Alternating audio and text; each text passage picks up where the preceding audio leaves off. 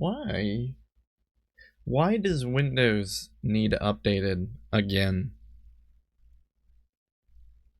I swear I've updated it so many times. Alright, you know the drill. We're going to do some Netrunner commentary tonight. If you see your game posted here, and that makes you uncomfortable, let me know.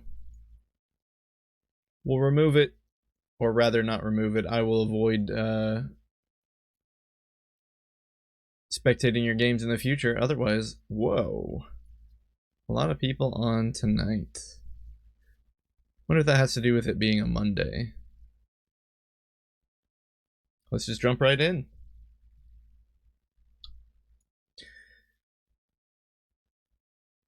Kind of late into this one. Turn 10?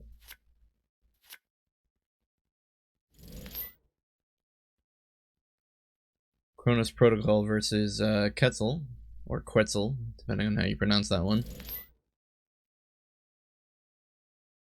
What do we got here?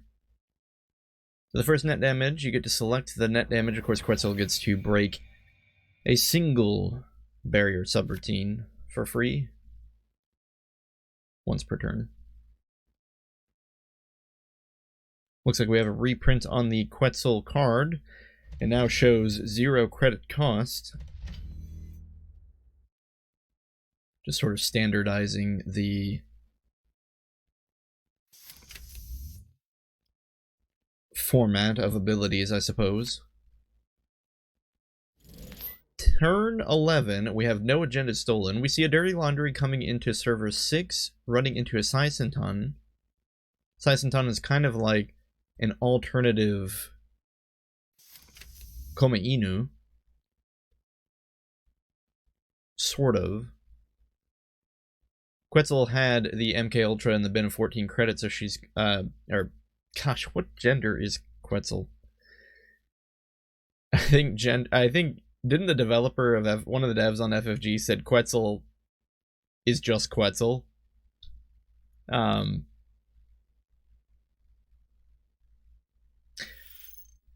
I honestly don't know what. Let me really quickly. I'm gonna see if I can ask the internet. I will ask the internet.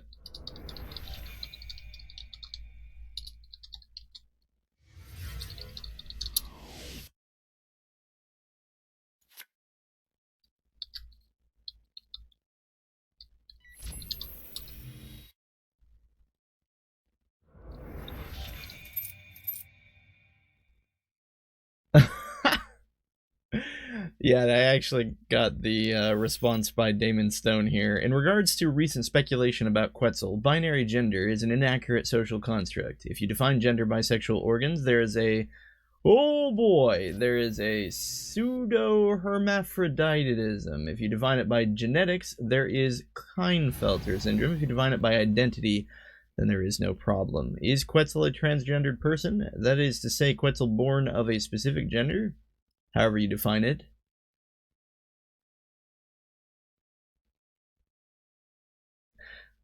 I really just need a pronoun. That's all I'm looking for. I don't think I'm going to find it. We're going to go with whatever pronoun pops into my head.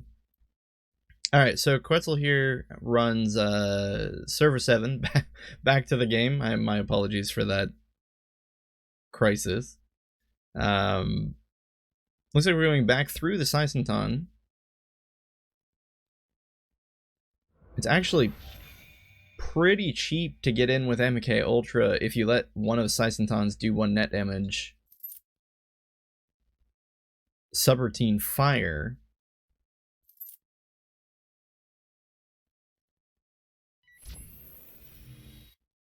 Except that it's not firing, it's being broken with E3 implant, so that's what's going on here. Anyway, the run into server 7 trashed what appeared to be a roughneck repair squad. A little bit like Melange Mining, although a little more expensive to trash.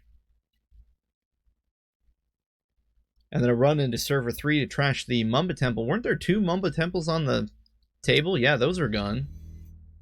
Quetzal is deciding to deconstruct the corpse side of the stage. We're at turn 14, we still do not see any agendas.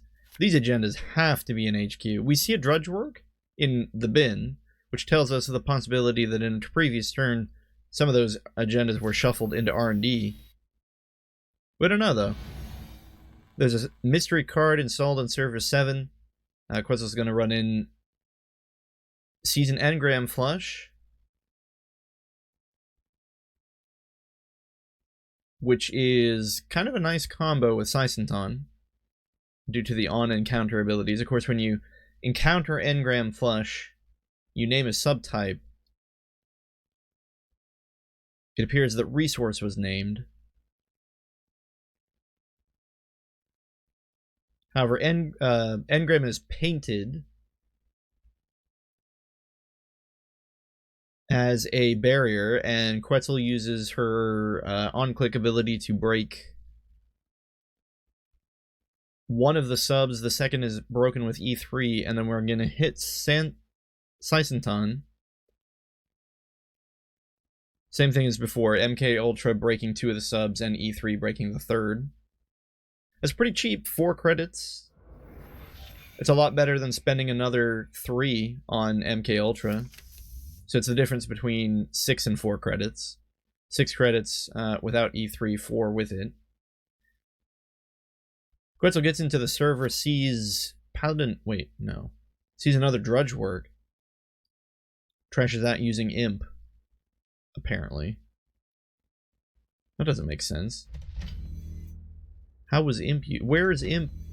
Do we have... Oh, right. Imp got new card art. So Knobkery is feeding virus tokens into Imp. It's not looking good for Cronus Protocol. Protocol installs 2 blank remotes. One of them is bioethics, which is completely open to being Imp trash with the Knobkery combo. Server 8, gonna check that as well. Commercial Bankers Group, yeah. What is this Cronus Protocol deck trying to do? There are a lot of weird things going on. The Bioethics Association makes a certain level of sense. I mean, it's net damage, right? But if I had to guess, it looks like it's an attempted prison deck. We see here a hostile infrastructure, so the idea is probably to have a lot of assets on the table and then res hostile infrastructure to guarantee at least 1 net damage, therefore allowing Protocol to choose that 1 net damage per turn to snipe a good card or something like that. The only problem is their window for doing those kinds of shenanigans is gone, and they clearly don't have anything to show for it, except, well, they have ground through 20 of Quetzal's stack here. 20 cards of Quetzal's stack. Perhaps that's the long-term goal. The long-term goal is just to wear Quetzal out, but with 16 more hit points, so to say, on Quetzal's side of the board, in addition to the fact that she already has all the breakers in the bin that she needs, so she doesn't need to really use any more of these cards. Although it does look like she's going to go ahead and knife the Engram Flush. I thought knife was for barriers. It is. But we're going to paint this with Palangi. That makes sense, I'm sure. Palangi's encountered. Engram Flush names event, but I don't think it's going to matter. And here we go. We're painting Engram Flush with Palangi. We're knifing to make future runs cheaper. Hitting the Seisenton, doing the same old 4-credit break combo. And we're going to get into Server 7 and see what that is. There have to be, like, 4 agendas in HQ. At least. I would not be surprised if every single card... I mean, I would be a little surprised, but their HQ has to be lousy with agendas right now. Because all of these cards that are going into servers have been assets. Nothing but assets in this deck. And the occasional snare, which I guess technically is an asset, right?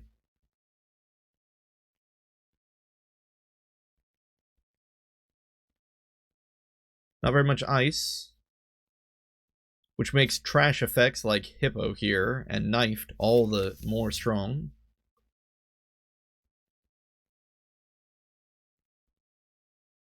I think against an unprepared deck, or perhaps an inexperienced runner, this Chronos Protocol deck would be totally fine. It'd be fine. This deck would be totally fine as a casual game amongst friends, especially friends who didn't take the game too seriously. But just looking at what we've got here, there is very little strategy behind this deck.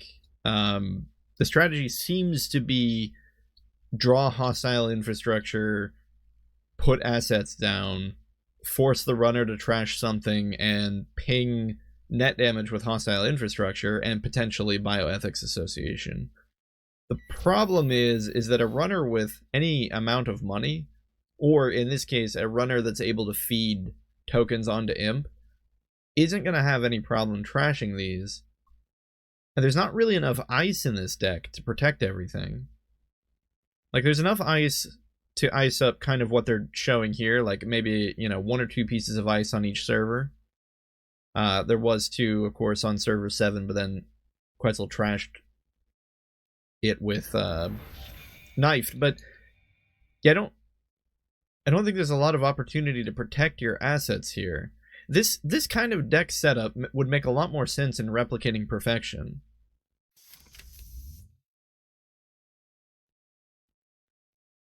But we'll reserve our judgment. We'll see if maybe there's a 1-2 punch combo that's a trump card, so to say, that the Corp is keeping hidden.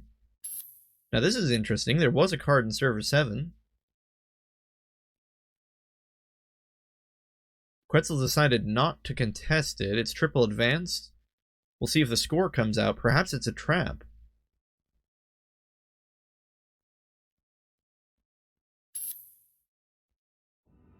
No, it is just a sting. So we're going to see a single point of net damage go over to the side of Quetzal. Chronos Protocol does get to select which one gets trashed, but I don't think Quetzal really cares. It does make sense for the Corp to choose the day to cast. Might as well hit Quetzal's money as much as possible, but not really a big deal. Quetzal is down to 12 hit points, so she needs to be careful. Probably wants to use as few cards as possible at this point. Especially because there are no agendas on her side of the field.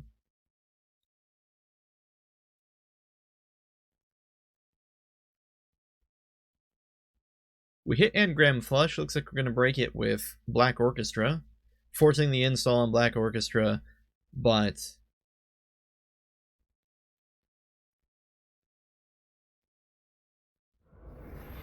wait, what? Oh, that's unfortunate. I don't know if the Corp was just clicking things at random. The Corp knows all the cards that the runner has in their hand. They know this because of Chronos Protocol, but for whatever reason, the Corp selected Event with Engram Flush. Quetzal just said, okay, I don't have any events in hand. Go ahead and fire Engram Flush. So gets through the Engram Flush completely for free.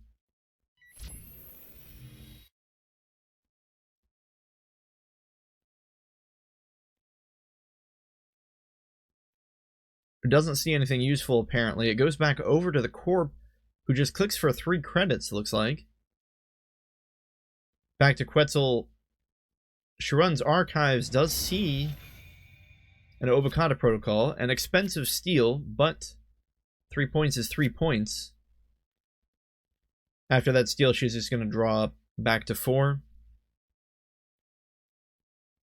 And it goes back over to Chronos Protocol. Now, Chronos Protocol does have a bit of a chance now, and that is in the form of net damage.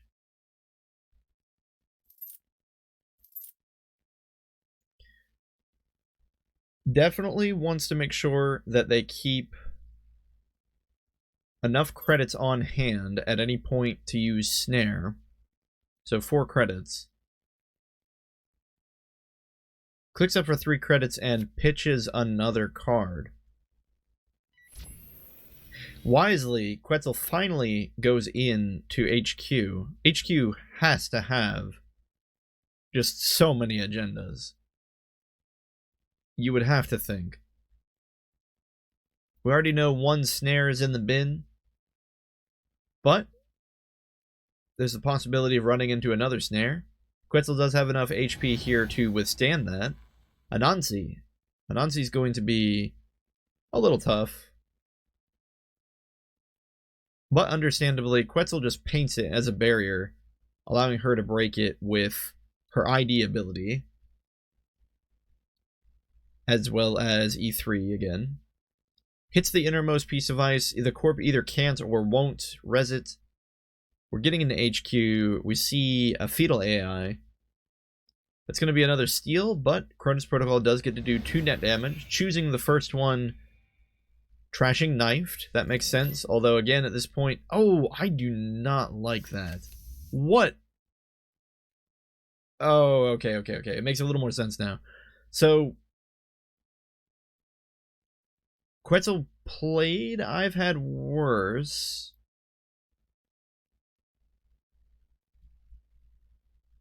But I think she only drew like 1 or 2 cards from it. If it was 2, it kind of makes sense. Anyway, plays I've Had Worse, drops the trope. This makes a lot more sense now that she drained the stack, because trope is going to be feeding cards back into her stack.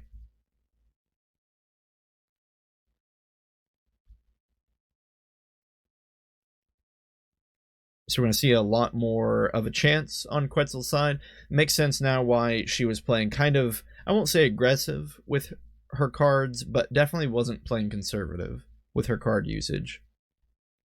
Still though, Trope can only get 1 counter per turn.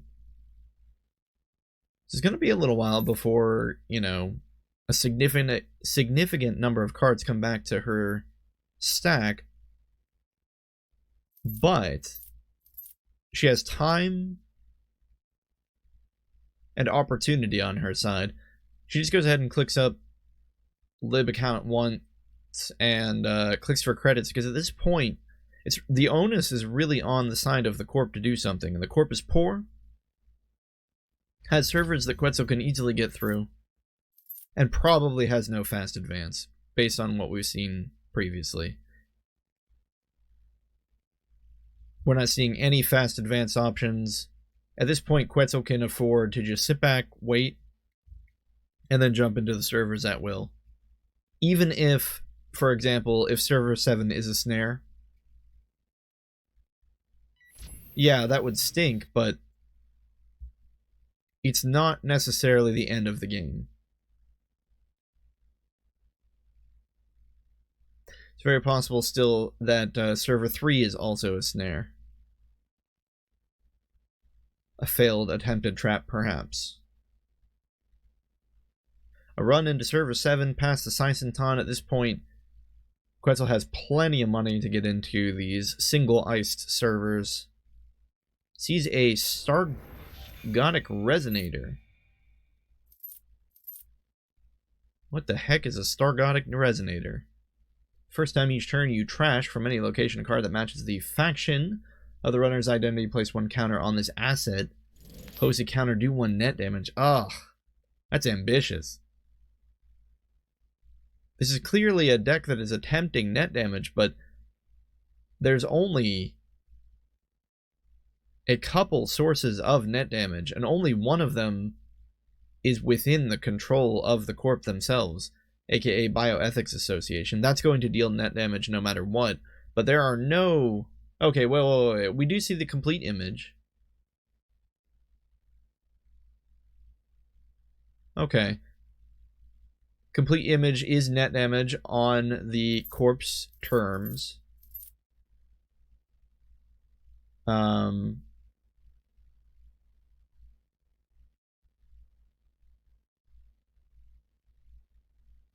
can't remember. I know the complete image runs like a snowball effect. Play only if the runner has 3 or more agenda points and they made a successful run last turn. Name a card, do 1 net damage. If you trash a copy of the named card, repeat this process. Still, though, it's kind of just 2 net damage for 4 credits, I think is what we got there.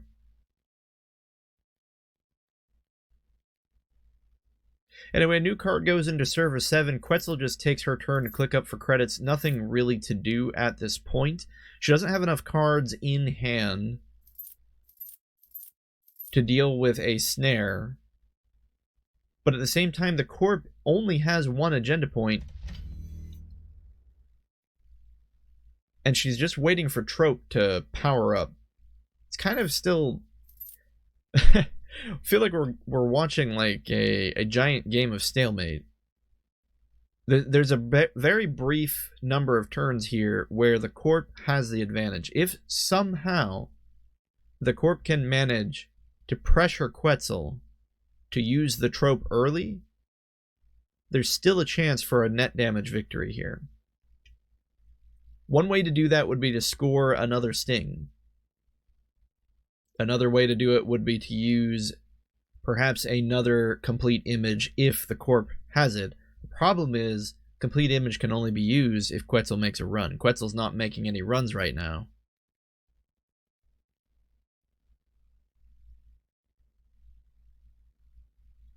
It's kind of a tense game, except for the fact that really, as long as Quetzal is patient, she should win, because every turn that keeps going by, every turn that passes, is just another token on Trope. If somehow the Corp managed to score 2 Stings in one turn, but even that wouldn't be enough. Okay. Well, we've got a Bioethics Association on the table. This is going to force a run out of Quetzal. And we do see 1 net damage dealt. I think Quetzal has to use the Trope now. This is good from the Corp, because Quetzal's going to have to hit the Bioethics.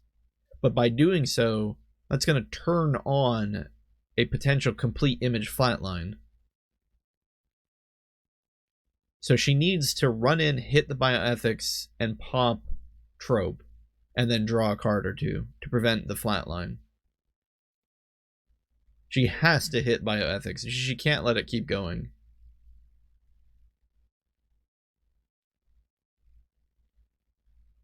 Alternatively, I suppose she could go in for the final agenda point, but you hit a single snare, or you see an Obokata that you can't steal. That's going to be heartbreaking. Indeed, Trope is popped. Double draw. We have our last click. This last click really, I feel like, has to be spent going after server 12. No. It's just going to be a quadruple draw. That's... Okay, so Bioethics is going to ping yet another card here. Oh, hey, Dunge. Long time no see.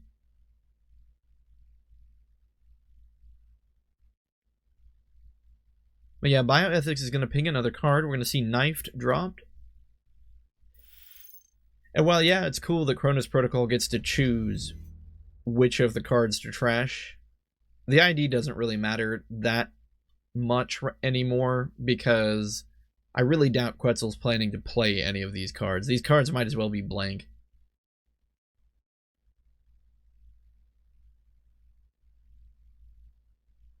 On the side of the Corpus, new server is installed, server 13. We see Turtlebacks revealed for some money, but it doesn't really matter how much money the Corp has anymore. What this is going to come down to is whether or not Quetzal can steal those last 2 points.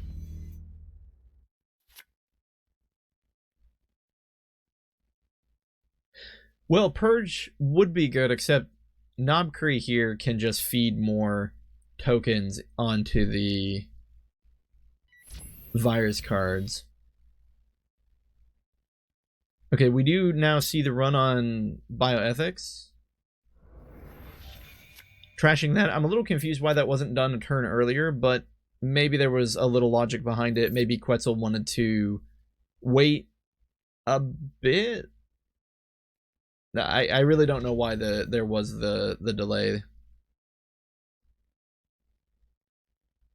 New card installed in server 14 and 15. Turtleback's getting money, but again, the money the Corp has really doesn't matter anymore. They've got enough to res some of this ice, the last 2 pieces of ice probably. Even if they were both Anansi's, they've got enough money for it. So the extra Turtlebacks money is just money for the sake of money at this point. Run on HQ into the Anansi.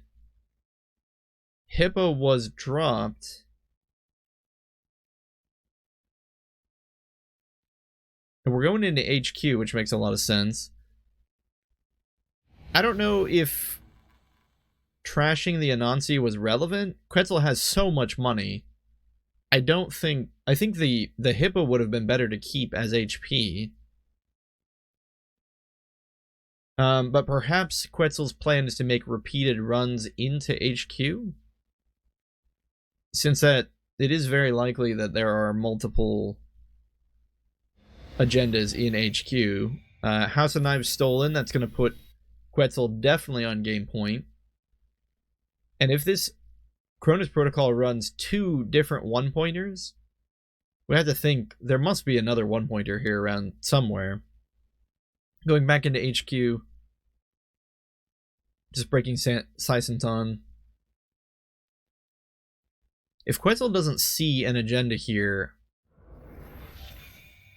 I would almost think that you would want to check one of these servers, see if the Corp tried to sneak a naked installed agenda on the table. However, Quetzal did get a bit of a lucky access. I mean, a luckier access would have been to hit an agenda, obviously, but she does hit complete image and trashes it with him.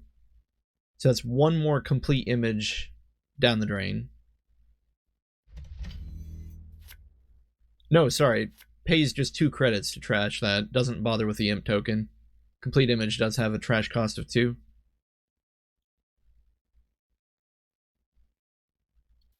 The Corp double draws and then drops yet another card. There have to be agendas around here.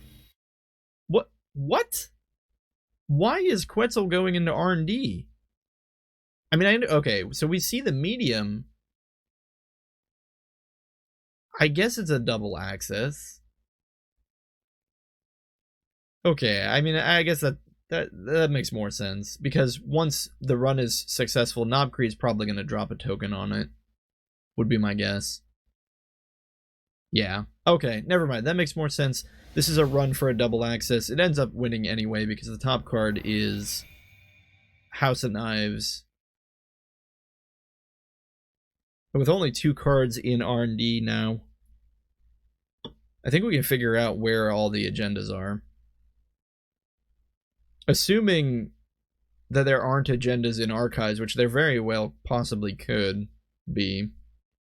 We're missing, let's see, 3, 5, 6, 7, 8. There are only 8 agenda points face up here.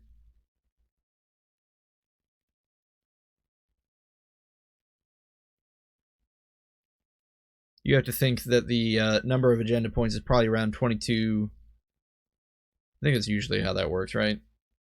It's been a while since I built a deck.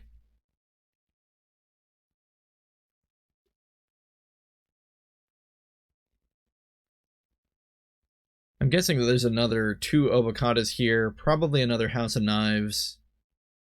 No one runs just 1 sting, so probably 2 more stings. That'd be 3, 6, 9, 12, 15, 16, 17 for a fetal AI. 2 more fetal AIs would be 21. That sounds about right. So assuming that there's 3 copies of all the agendas we see,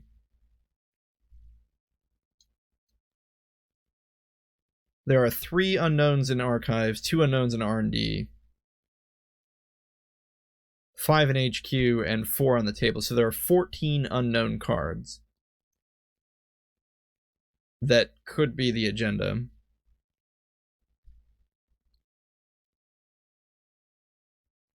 Seven of them are agendas, more than likely. So half the cards, you have nearly a 50% chance. Even accessing the Obokata would have won the game, since Quetzal had plenty of cards to seal it.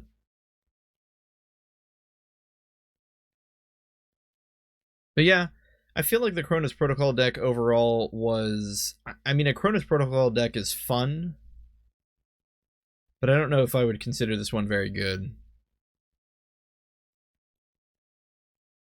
Why is the Ronald 5 in here? I think the Ronald 5 is probably a bit much. I know there's only one. I think this deck leaned too heavily into the asset game. And the only asset protection they had was hostile infrastructure. There are no other disincentives for trashing these assets. So any runner with money is just going to be able to wreck these. And any runner with an imp token is definitely going to wreck these.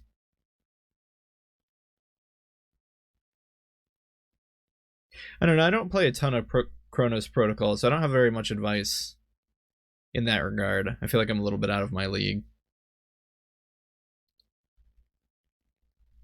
Okay, game number 2 of the night. Wayland Consortium built to last. This is the new ID that involves advancing unadvanced ice to gain money, which is pretty cool. Isla. Oh, they brought Isla back. Isn't Isla... gosh, what was it called? Wasn't she from Terminal Directive? Before drawing your starting hand, set a card side the top 6. Yeah, no, this is Isla from Terminal Directive. They must have reprinted her in Nisei. That's really cool.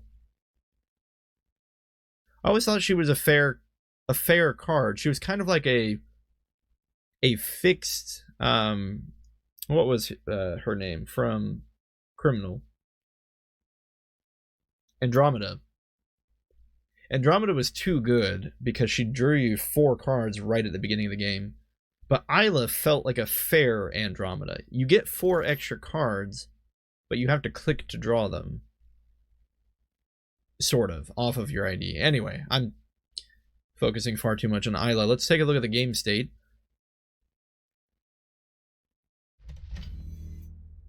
We're on turn 6. Going over to the runner, we see a lot of ice on the table. A wall-to-wall generating Wayland some free resources. Oop. We ran but undid. A run on HQ is going to reveal an Afshar. SMC is available, but looks like it was boomeranged instead. Prior install of boomerang. Trash is... I think you can only break 1 if Afshar is on HQ. Yeah, so the runner still loses 2 credits. A little annoying. We get into HQ and see a punitive counterstrike, so we already know meat damage is a thing.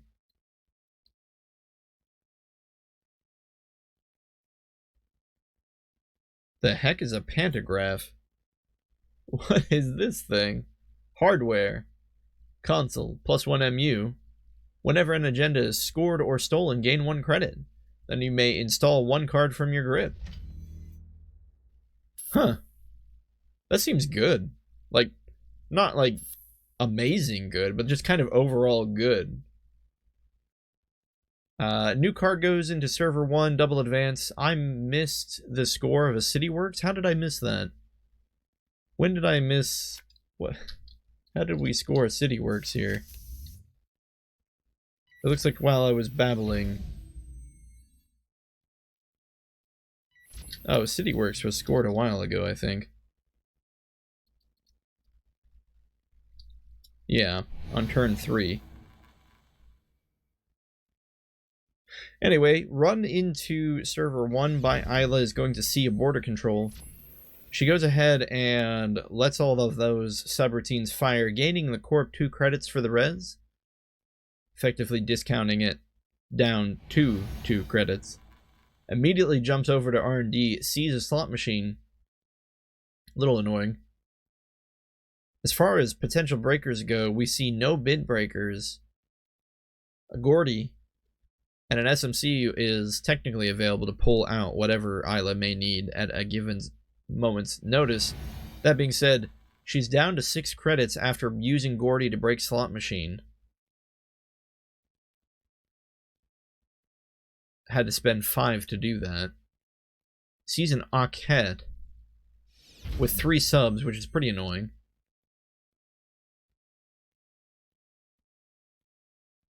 Not only is it a barrier breaker, so she can't break it, but even if she could, you can only break one of those subs. Since Aket has the 3 advancement tokens on it. Card in server 1 is triple advance, and we are going to see an SDS drone deployment, which means Corp gets to choose 1 card to trashes Gordy. That's a pretty harsh blow to Isla. It's not looking good for her. What the heck is this? Spin Doctor. Asset. Character. When you res this asset, draw 2 cards. Remove this asset from the game. Shuffle up to 2. What? What? Is this a reprint of Jackson? This is like a fixed Jackson Howard, the man himself. That's funny. Except you only get to put 2 cards back instead of 3, and instead of having a click to draw 2 cards, you just get 2 cards right when it's rezzed. It's probably a lot more balanced. Anyway. Daily cast dropped by the runner, and then we see, what are all these new cards? Overclock. What the heck is this? Place 5 credits on this event, then run any server. You can spend hosted credits during that run. So it's kind of like StimHack? Sort of? Except it's only worth 4 credits? But you don't take any brain damage. It's also neutral, it looks like. Which is interesting.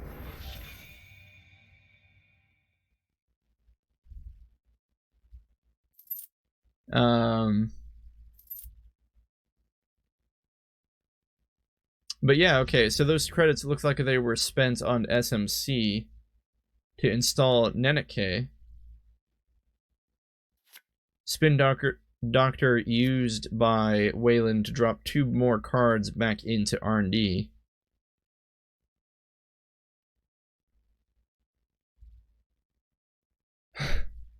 I don't want to go back to the world where every single deck needs an NBN card that costs 1 influence. I hope Spin Doctor is okay. I'm worried. I'm scared. I don't want to go back to the days of Jackson Howard. It's probably fine. Honestly, Spin Doctor's probably fine. Preemptive action is neutral if you really want extra cards, and it gets you 3 cards. I'm babbling about all these new cards, and here I am missing this other stuff. Apparently a Gene Splicer was triple advanced and scored for the final point. Kind of makes sense. This was not really looking good for Isla in general. My commentary was certainly lacking in this game. Let's take a moment to look at some of these other new cards. What is this? DZMZ Optimizer. +1 MU. The first program you install each turn costs 1 less to install? I don't know how I feel about that.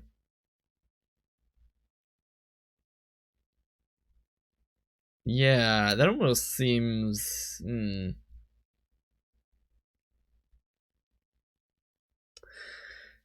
mean, it's not... I'm not immediately thinking of like some horribly broken way to use it, but it seems kind of... It's kind of like Rizeki, you know? Like, Rizeki's an okay card. A lot of people hated it. I was kind of about it.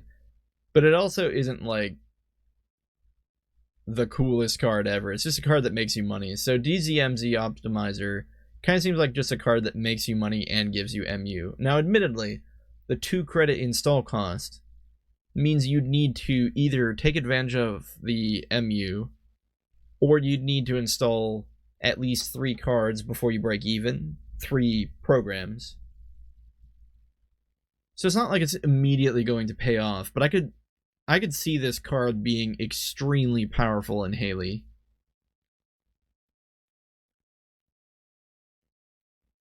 Yeah, Dunch. It seems to be that the these are going to be kind of reprints of older, not reprints like you said, overworked like kind of fixed versions of the older cards, which is still fun. I think Jackson Howard, in essence, was a good idea. It was just way too strong. Spin Doctor really does seem fine. Oh, Haley's rotating? Oh, okay, that makes way more sense. Otherwise, I think DZMZ Optimizer would just be hilariously overpowered in Haley. Like, she's already installing so many things. It would just be like printing money for her. But okay, if Haley's gone, that's probably a good thing too.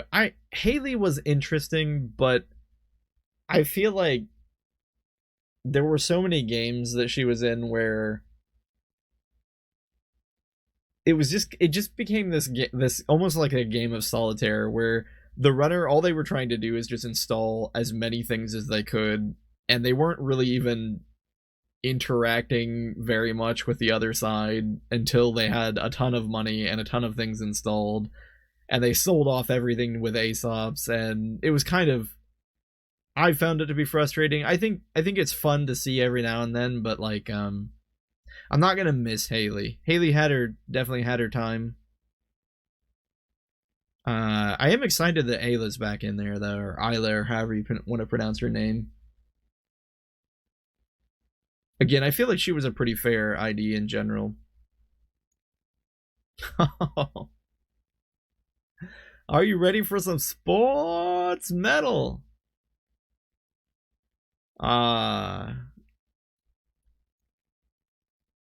Anyone who's watched knows already, but I can't get enough of watching sports metal games. They're horrible and disgusting, and I love them. Alright, so turn 1. Ice, blank server, and what? A click for a credit? No, a draw for a card. Interesting. Ken Tenma versus Sports Metal. Deuces Wild is going to get a little bit of money and draw a few cards. And then we're going to jailbreak? No, what's going on here? What the heck is a jailbreak? Run HQ or R&D if successful, draw 1 card. When you breach the attacked server, access 1 additional card. 0 cost neutral event. Definitely seems good in Ken. You know, I said last night that there were no... Wait, did Ken always have 17 influence? Did they give him 2 more influence? I gotta look that up.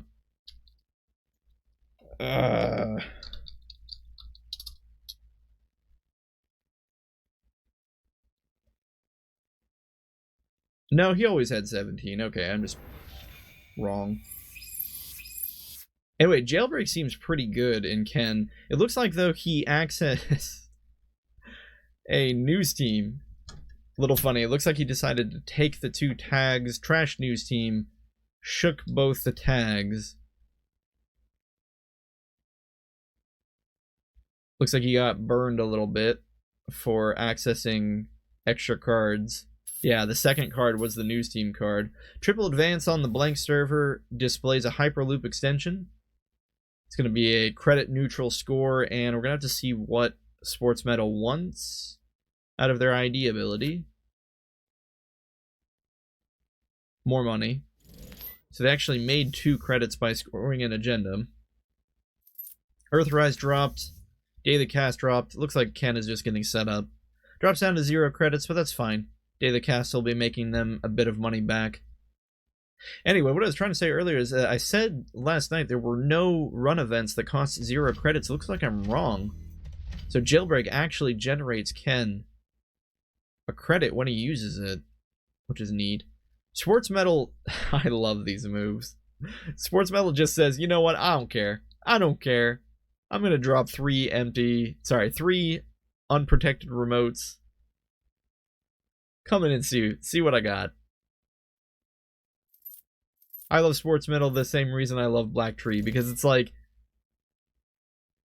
either you're going to score those agendas or the runner's going to steal them, but one way or the other, you're still getting something out of it.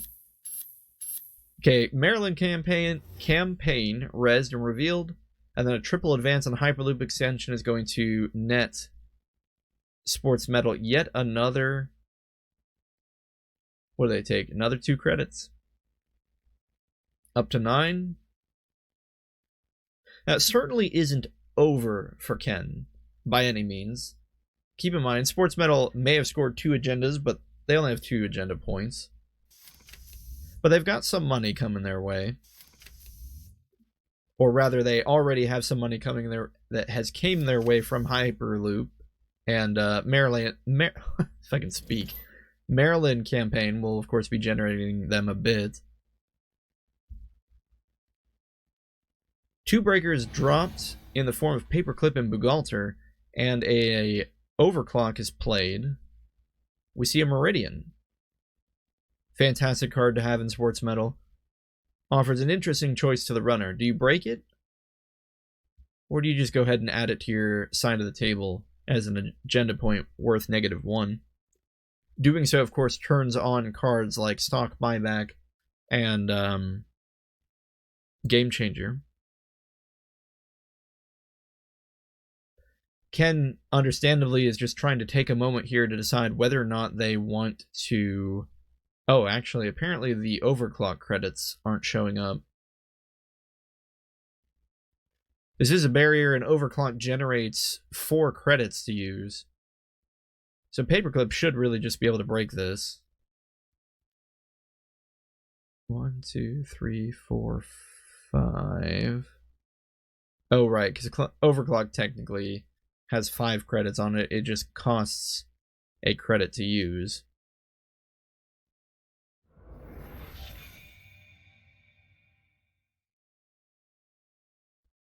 Okay, and properly, the runner drops their credits down to the correct amount after the run.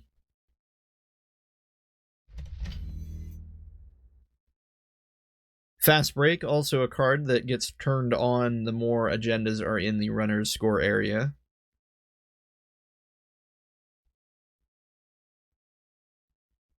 Back over to Sports Medal, we see a new server dropped.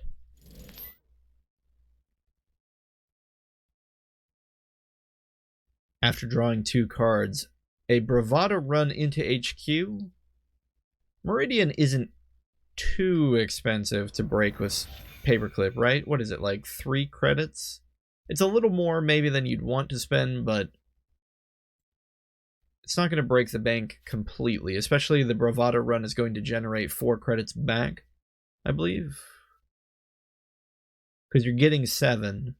You cost 3, but you're also getting another credit because of Ken's ability. So you're actually generating 5 credits, spending 3 to break into Meridian, so you're 2 credits up from that exchange. A run on server 5 reveals a Mega Pre-qualifier. Good move there. Sports Medal draws 2 cards from the score. They must be looking for something. But Ken's gotten back in this. They're back in the... They're driving now. They're not just sitting around letting Sports Medal score agendas.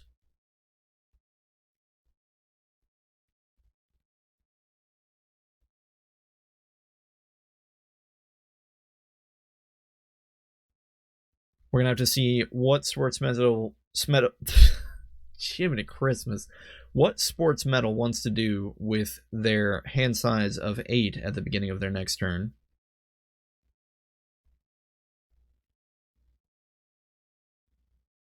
Or rather, their 8 cards in hand is how I should phrase that. Another triple install of 3 unprotected remotes.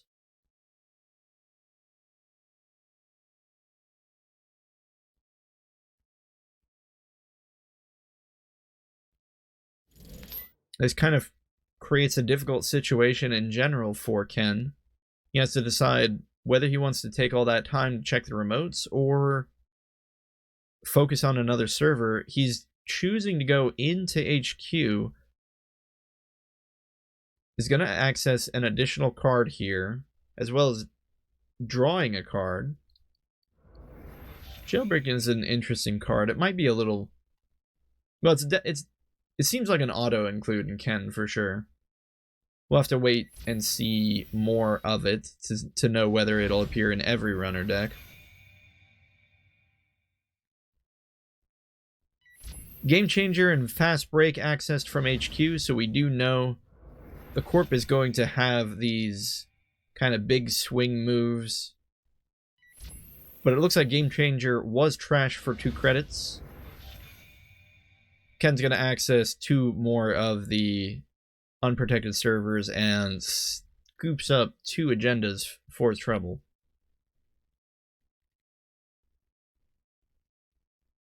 Sports Metal using those scores to draw 2 cards and gain 2 credits.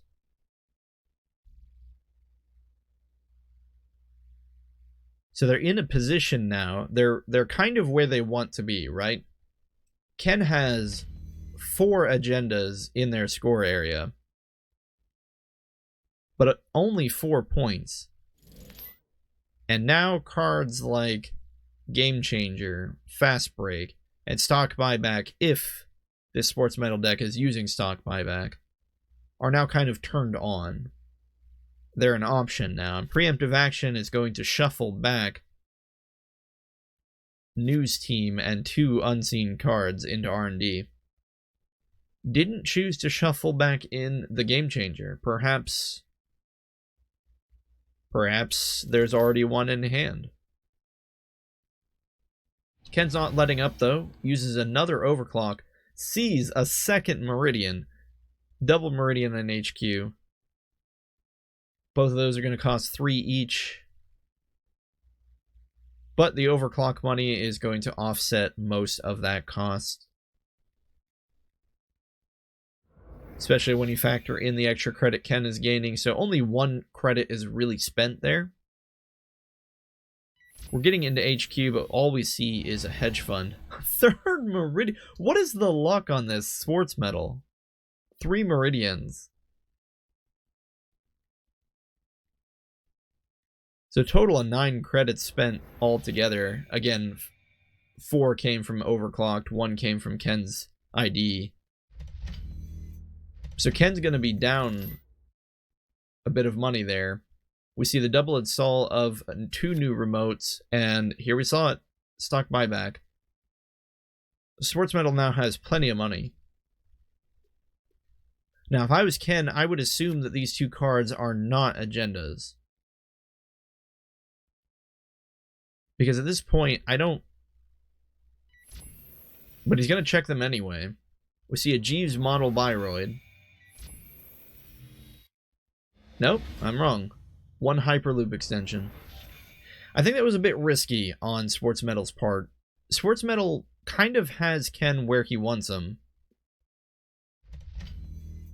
but can't afford to bleed too many more agendas anymore.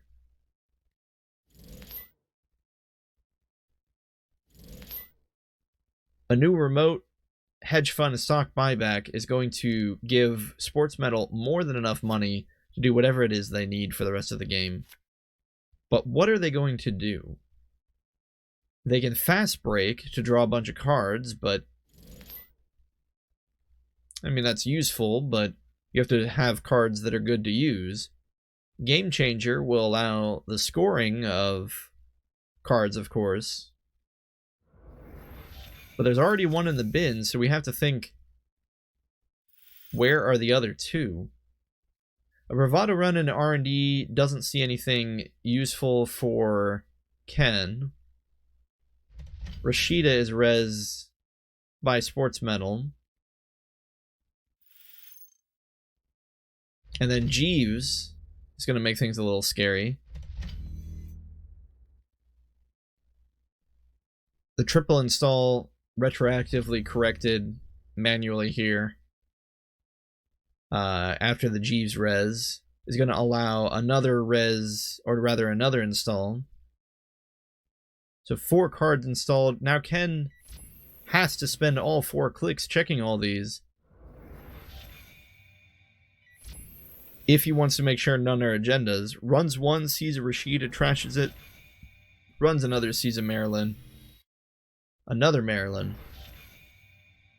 I don't really blame Ken for checking these. Now he has to decide whether he wants to check server 12. Chooses not to. Instead drops an Earthrise. Double Maryland's rezzed, and is server 12 an agenda?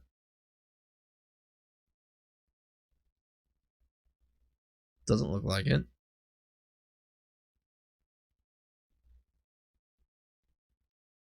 Ken's a little poor now.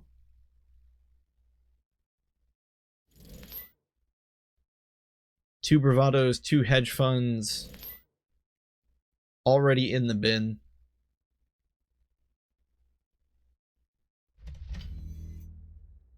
But I'm sure he's got a bit more money stacked in there in the deck. Game changer used, double game changer used.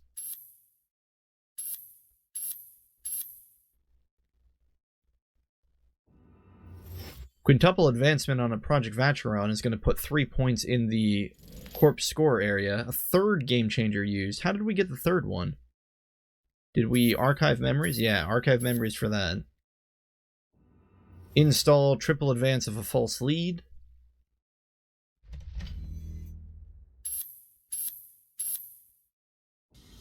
And there it was. Triple game changer.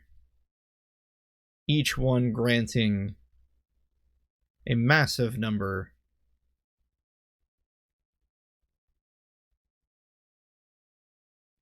of clicks. Oh my goodness, wait. How? Oh, okay. Yeah, that's right. Game changer is removed from the game when it's used. So you can't game changer then archive memories the same game changer.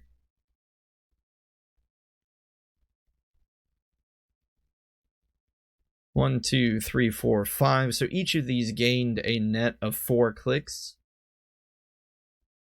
So 12 clicks plus the 3 the corpse starts out with.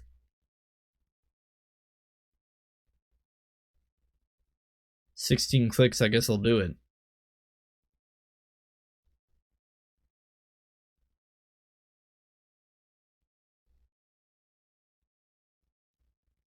So it looks like the plan all along was to protect HQ, put a bunch of agendas in hand. Fast break. Was fast break used? I'm sure it was. Yeah, to draw 5 cards.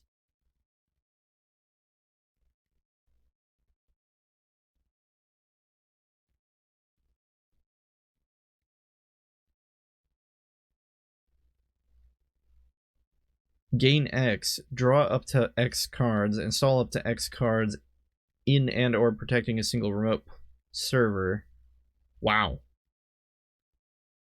So fast break actually generated 1 credit.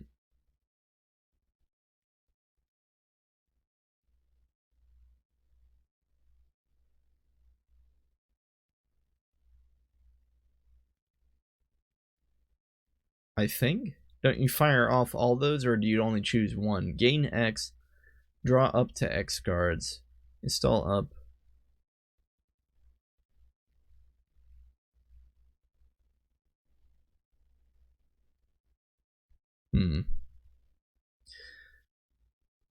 It's not entirely clear from the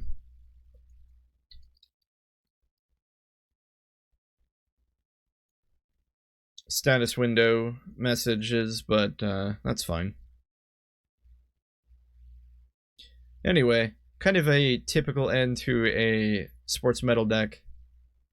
Not terribly surprising. Near Earth Hub. I see they brought back this ID.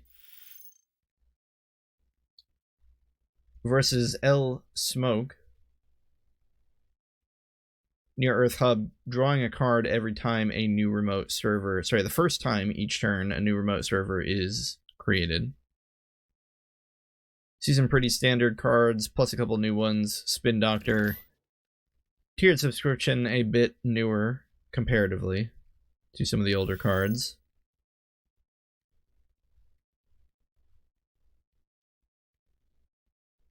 Smoke has already managed to grab a Project Beal and an AR Enhanced Security.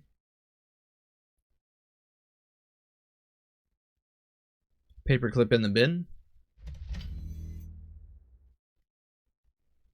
Creative commission. Gain 5 credits. If you have any clicks remaining, lose a click. It's like a sure gamble that you're incentivized to use on your last click. Sort of.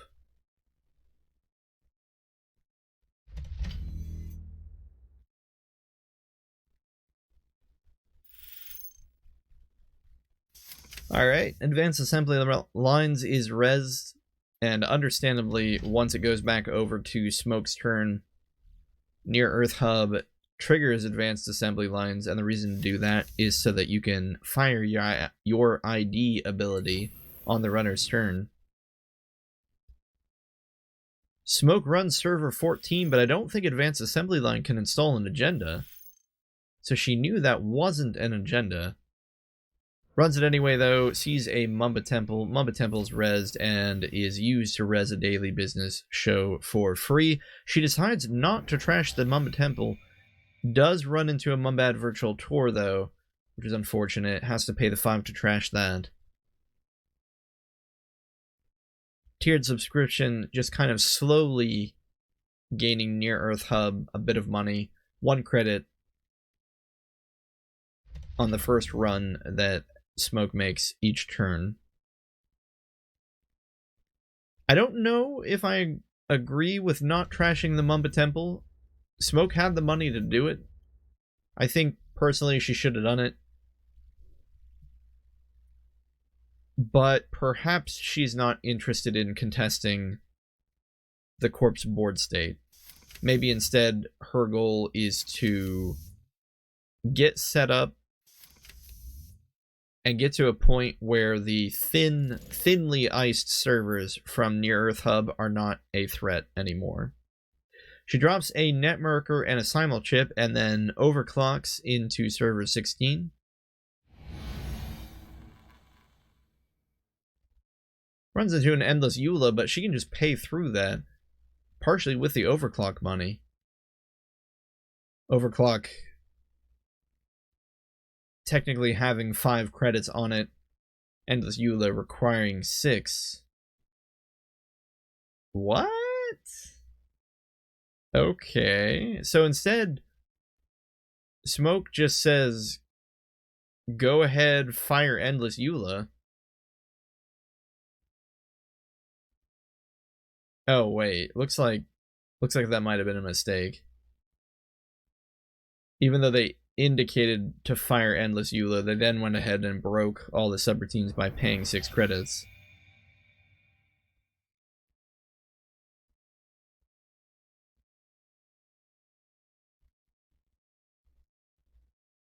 Sees a Sansan city grid in server 16 and then pays to trash that one. A little rough to have to trash that before it's res, but completely understandable. It's one of those situations where if Sansan is rezzed, the damage is already kind of done.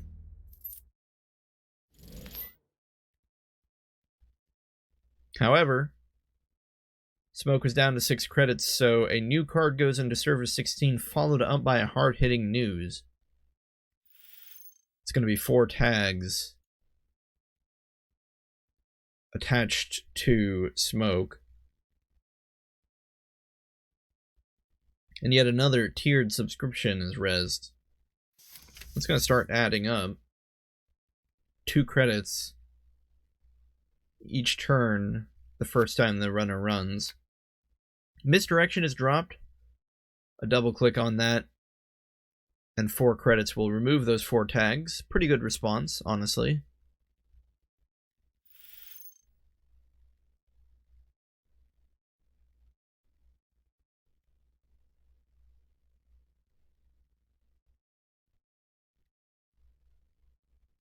Oh, Doy, you're so right, Dunch.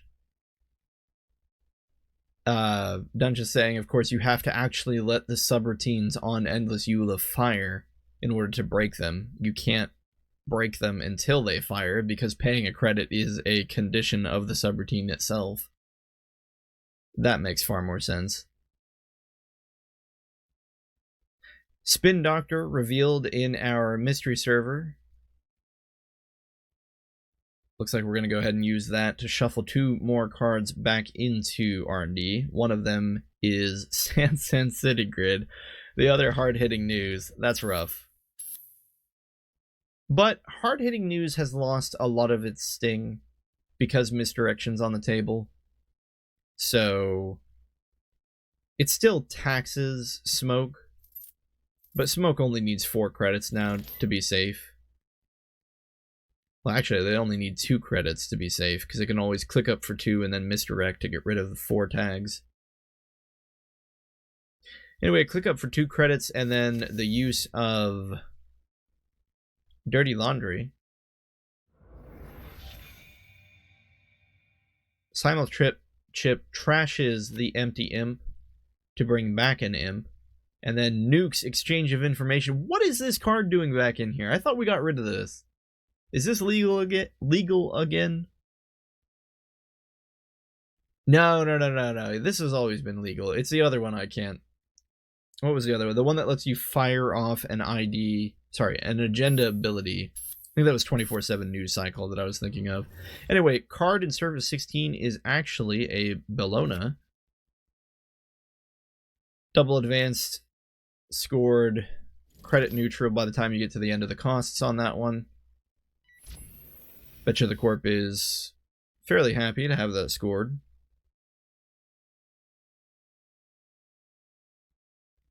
The runner draws twice, sure gambles, and runs into HQ, triggering Netrunner to generate some of those credits. Unfortunately, hits a snare. Why does that snare look like that? It looks like one of those shiny foil Pokemon cards, like the bootleg Pokemon cards you used to buy. Or your parents used to buy for you because they didn't realize they were fake. That's funny. Anyway, yeah, so Snare is going to stick Smoke with a tag.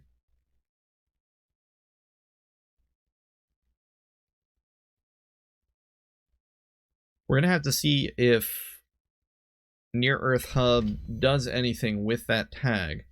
They could exchange of information, but that would be kind of pointless. If they had another exchange of information, of course. But I don't think they'd want to trade 3 agenda points for an AR Enhanced Security. AR Enhanced Security is good, but I don't think it would be worth it to put the runner on game point to do it. Instead, they install a new card in Service 16, protect it with another piece of ice, and make a new remote. Peace in Our Time played by Smoke as she takes a round to set up.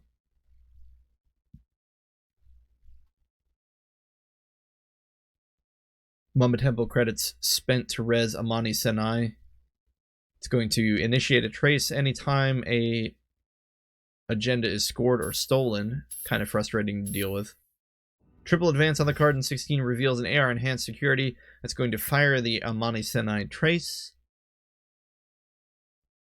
It is Trace X, X being the advancement requirement of the agenda, so this is going to be a Trace 3. Corp pays 5 credits to boost this to a Trace 8. So Smoke has to pay 8 credits if she wants to stop a card from being trashed. She goes ahead and pays into it. Trace is unsuccessful, dropping her down to 8 credits.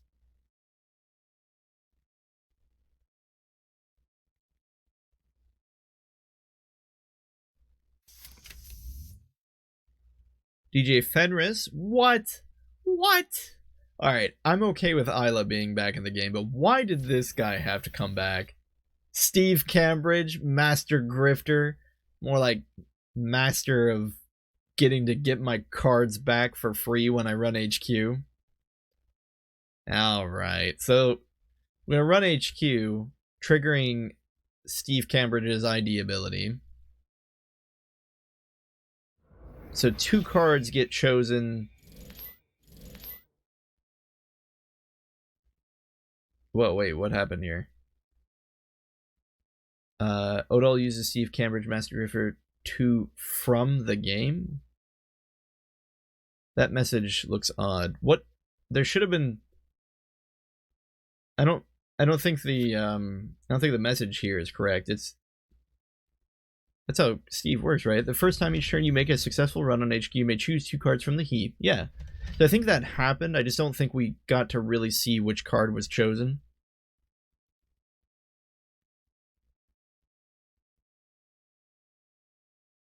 Unless I missed it here. Master Grifter. Yeah.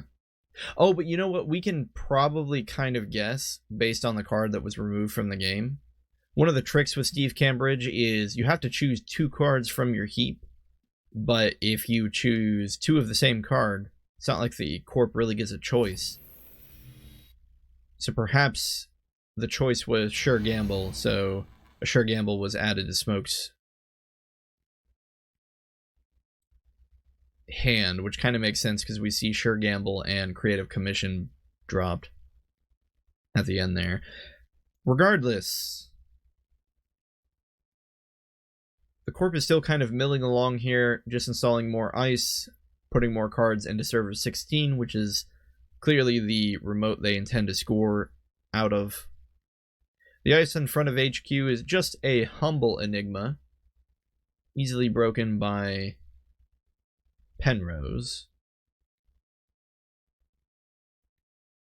We saw a program for the remainder of this turn against break 1 barrier subroutine. Break a code gate. So Penrose is kind of like a Fractor the first turn you install it. Otherwise, it's just a decoder. It's got 2 strength. That matches Enigma, so for 2 credits you get through Enigma with Penrose. Not too bad. Anyway, we got an HQ. Did the Steve Grifter thing again. Pulled back VR-cation. Draw 4 cards. If you have any clicks remaining, lose a click. So it's kind of like the card version of Creative Commission.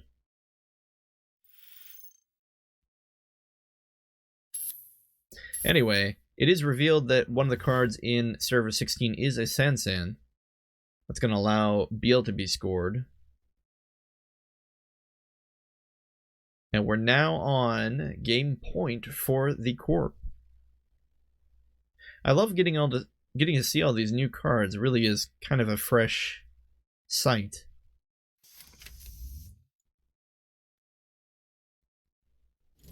Simulchip dropped. It's probably just used for Imp, like we saw earlier, where you trash Imp and reinstall it. An overclock run into the remote to get rid of that Sansan grid. That's going to be the second. Oh, I thought we saw a Sansan grid trash earlier, but I don't see it here.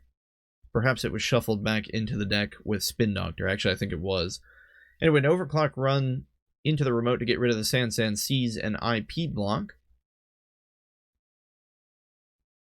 Smoke isn't tagged and doesn't use AI breakers. So she goes ahead and has the Trace Fire.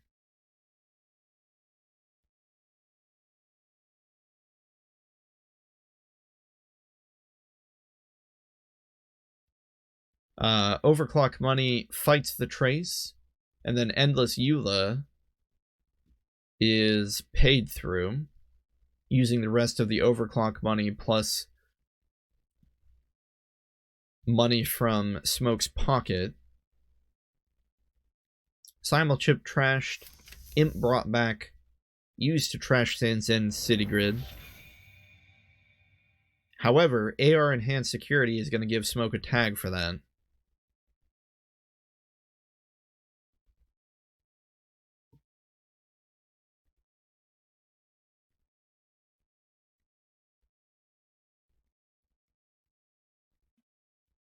Not really worth using Misdirection to shake a single tag.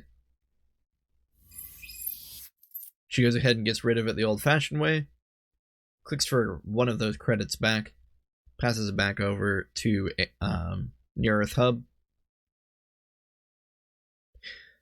One thing I haven't really been bringing up is this entire game, these 2 daily business shows have been filtering out all the cards that Near Earth Hub has been receiving. So Near Earth Hub is pretty much guaranteed to only draw into cards they actually want, at least as far as the mandatory draw goes.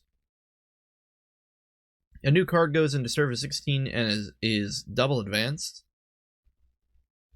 Makes sense. This is a pretty apt scoring window. Smoke has to either find the money to get into Service 16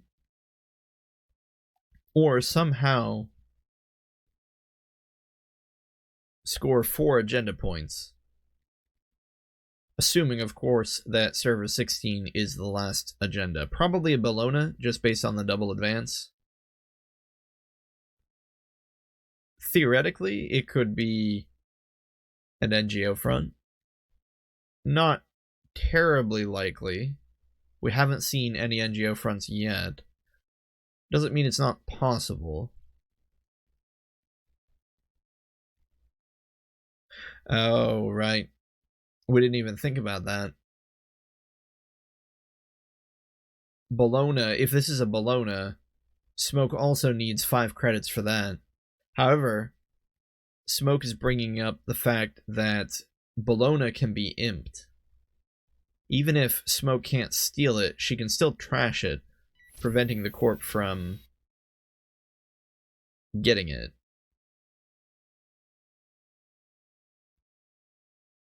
But she'd need to probably break IP block, because otherwise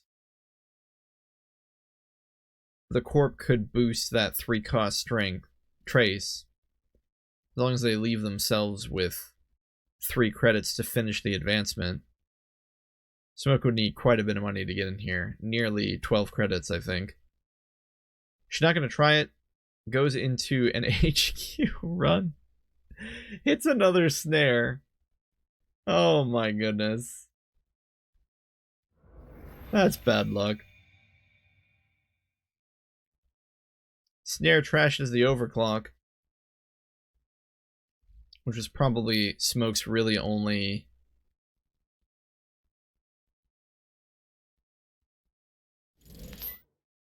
chance of getting into Service 16. Now, theoretically, I guess we could hit 2 2-pointers here, but not likely with this jailbreak run. Because we already see 2 Beals. I don't know what other 2-pointers the Corp would run.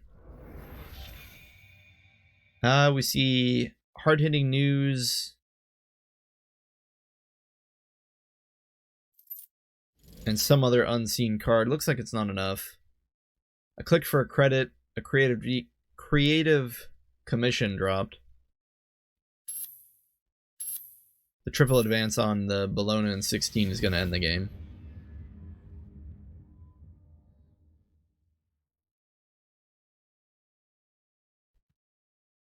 I'll admit that's pretty rough. All those snares that just kept showing up. Did the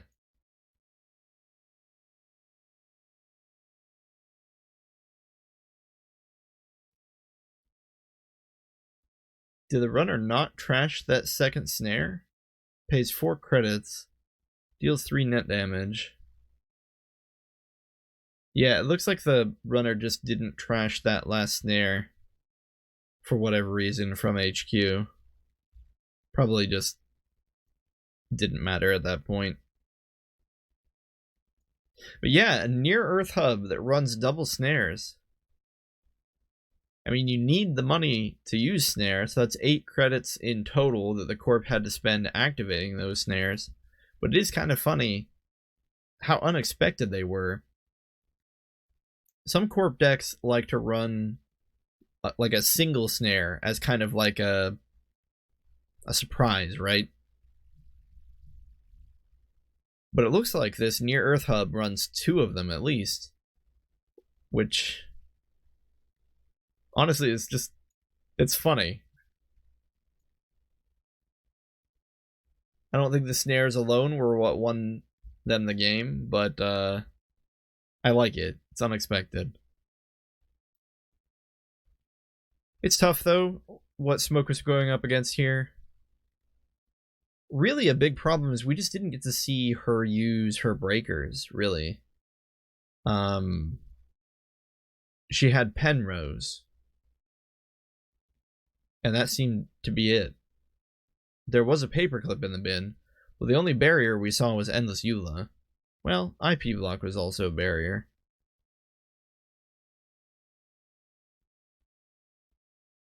But I understand why it wasn't installed, because the only time Smoke went through it, she just contested the trace.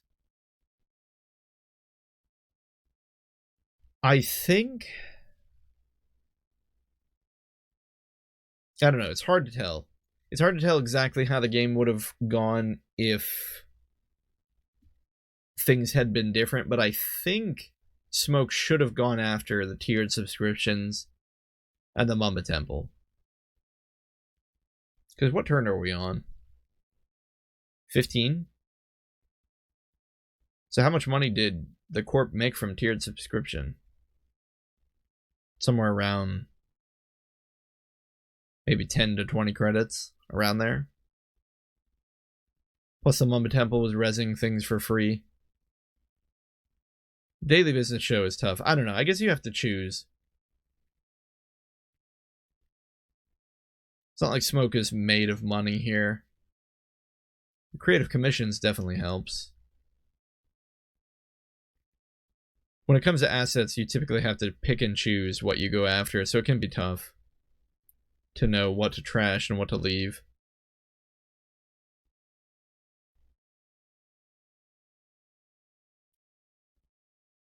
Kumalo versus GameNet. A lot of imps tonight. Leech, what is this? Whenever you make a successful run on a central server, place one virus counter on this program. Spend hosted virus counter. The ice you are encountering gets -1 strength for the remainder of this encounter. Huh? So it's kind of like Parasite, except it doesn't trash ice. But you also don't attach it to ice. Okay. Simple enough. Definitely makes sense to use it in Kumalo. Daily quest, rezzed by GameNet. Gonna generate quite a few credits. If less left uncontested. Kumalo, though, has a nice start to this. Yeah, he doesn't have very much money. But we see Leech, Imp, Amakua, Kumalo's... What did they do? They use their ability to trash that? Okay, used their ability to spend a virus token from Leech to trash red herrings. Little funny that he had to do that, but it was because he had 0 credits. Runs back in, sees an unseen card. Well, really, the accesses here are nice, but really, the benefit is getting these virus tokens on Amakua and Leech. Just getting that whole process started, right? I mean, the more virus tokens, the better for freedom. And ice in front of R&D is going to hopefully put an end, or at least slow down those shenanigans. Certainly going to force Kumalo to maybe get a bit of money before he starts thinking of going back in. Another piece of ice on R&D. Interesting.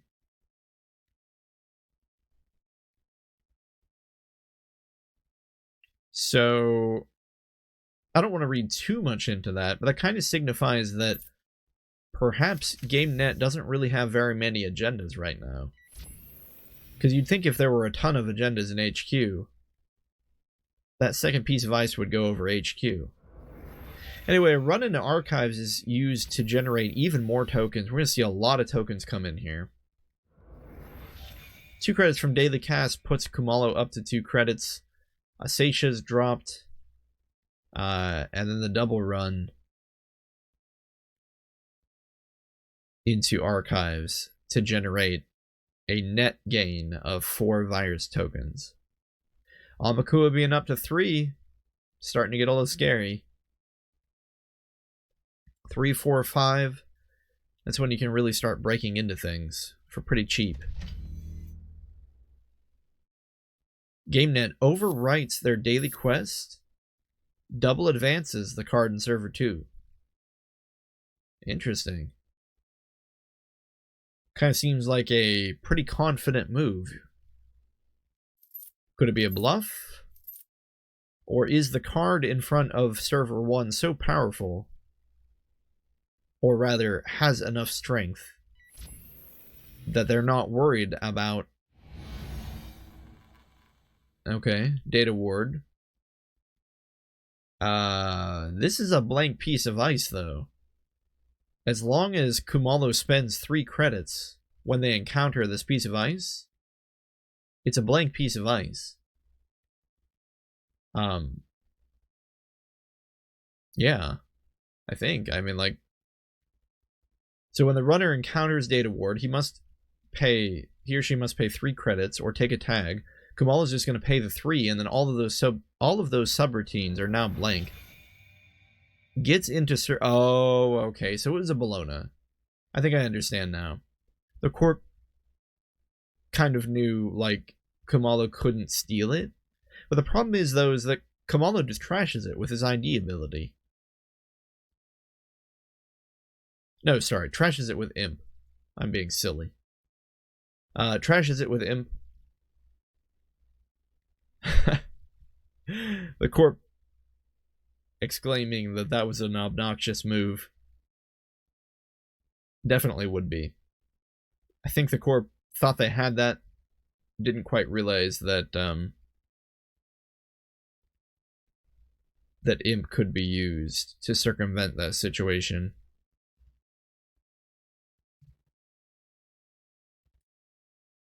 Ascension is a nice drop. We mentioned that it was installed earlier, but it's a nice drop in this situation because we're getting to the point where the corp might be a little incentivized to purge. But if they purge now, they're handing, what, 7 credits over to Kumalo? You do trash Asacia, though. Might be worth to purge now? I don't know. It's a tough choice.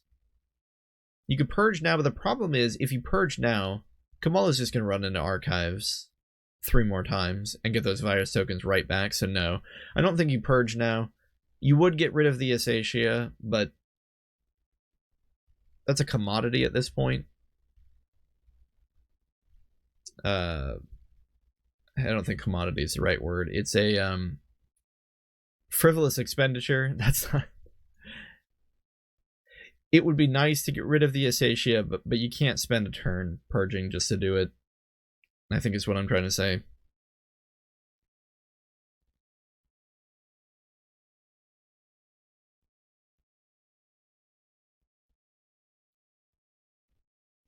Oh, I never even thought of that. Because data ward forces you... Well, it doesn't force you, but typically you're going to pay data ward 3 credits to prevent the tag. GameNet gains a credit. Ooh, now this is spicy. Casting Call is used to face-up install Global Food Initiative.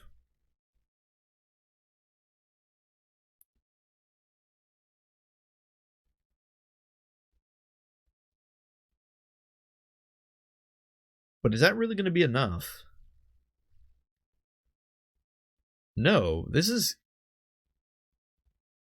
kind of a bad move. I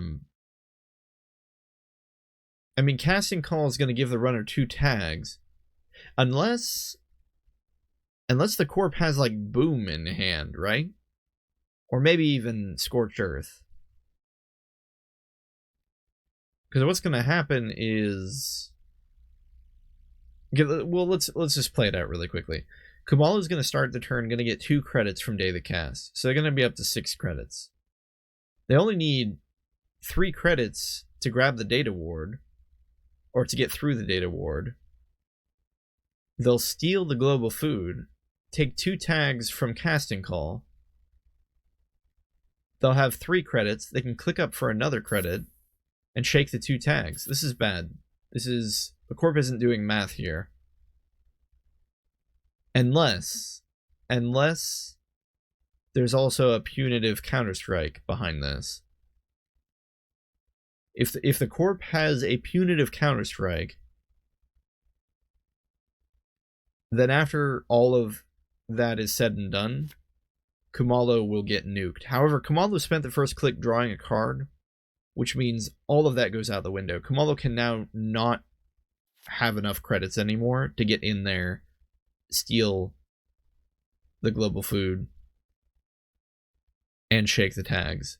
He draws again, up to 3 cards, decides to drop a sure gamble, runs archives for the tokens. I think that's probably wise. Except, no, because he steals the Bologna. So if there's a punitive counterstrike situation, well, but he still has the 5 credits. So yeah, never mind. He can't get punitive because I think he can pay out the trace. The corp goes ahead and triple advances the global food, scores it, so it's 3-3. But Kamala's in a better spot because the corp is dirt poor. And Kamala also has quite a few virus tokens. That Amakua can break just about any piece of ice in the game right now, because Leech is going to drop the strength.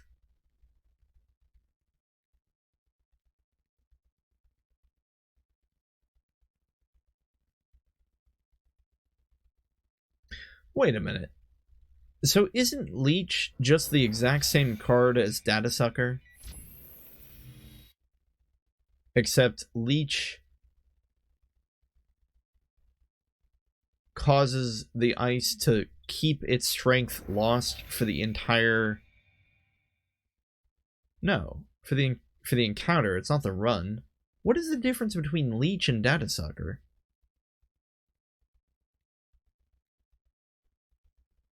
Oh, because it's a central server. Really quickly, I think Data Sucker only gets counters when you run R&D and HQ. Whenever you make a successful... No, it says central server.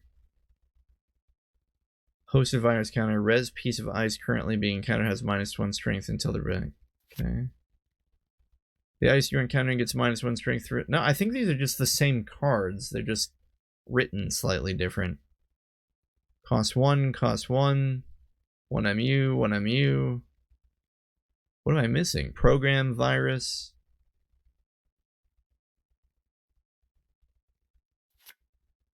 Yeah. Just seems like a Data Sucker.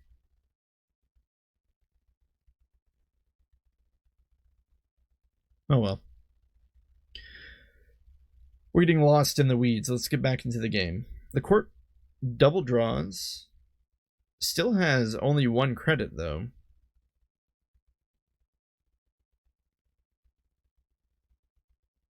And it looks like on the previous turn, a daily quest and an exchange of information was trashed. Exchange of information trashed due to imp. The daily quest trashed for a single credit, sorry, a single virus token with Kumalo's ability. Corp kind of seems like they're a bit lost in this game. Kumalo accidentally... No, it doesn't accidentally overinstall. They're probably just going to overwrite the existing imp. Yeah. So Kumalo drops a leech, drops an imp. At this point, I think Kumalo's kind of going to have a bit of a heyday. Although Turnpike is a little annoying. Encountering Turnpike is going to lose them a credit. And also gain GameNet a credit. Amakuo does break Turnpike for a single credit, though. Gets an HQ. Gets even more virus tokens. Sees a red herrings. Should be able to trash that for a credit, right?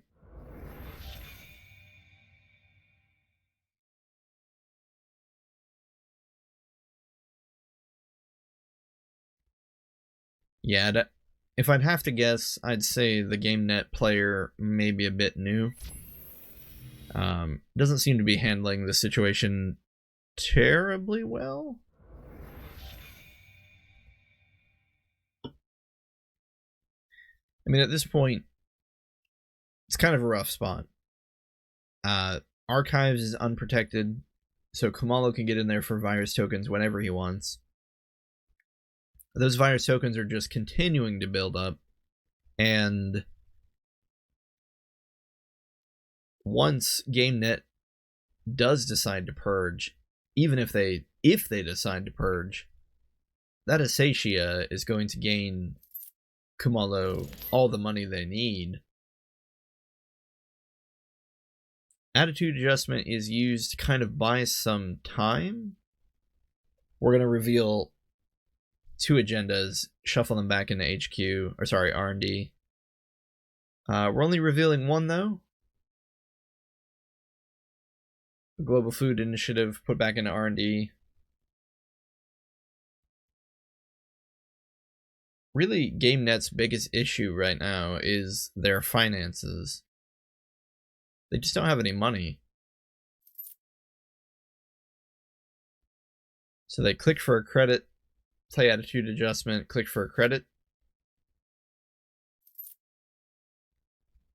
If that was Kamalo, I'd give R&D a shot. The Corp can res a Turnpike. Nope. I'm gonna drop a cookbook.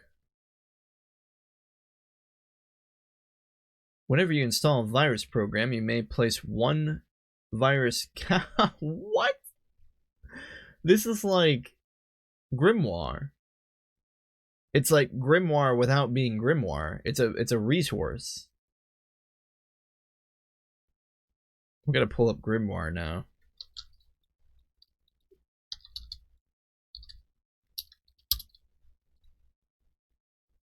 Grimoire was pretty strong. 2 MU, whenever you install a virus program, place 1 virus counter on that. And isn't this the same? Whenever you install a virus program, you may place 1 virus counter on it. Yeah. That is pretty strong, really. Like, the fact that it's not going to conflict with your console. So you can use Cookbook and any console you want in tandem with each other.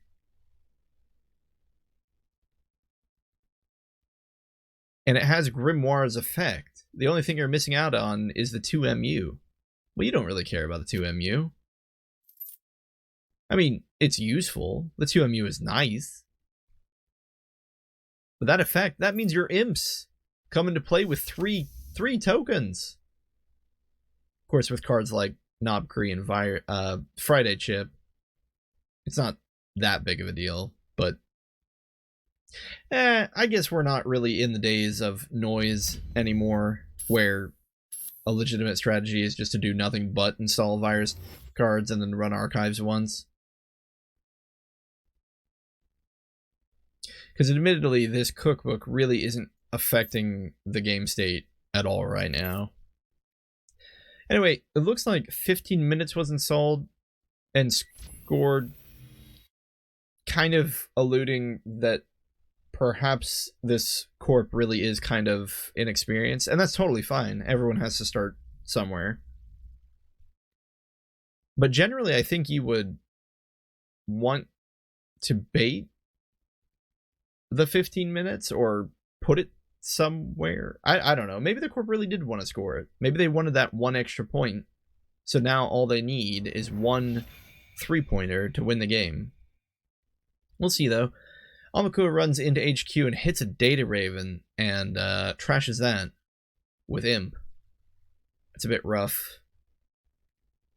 Even the corp says oof, but the Corp needed the money to install it and res it first before that data raven was really relevant.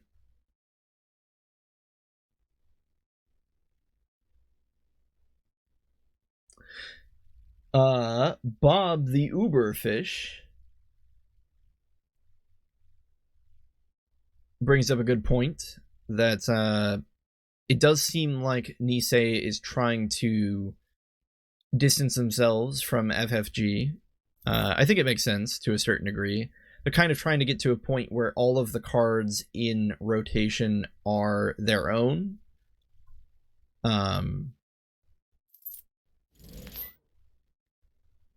Which is possibly why Leech is a identical card by all intents and purposes to Data Sucker.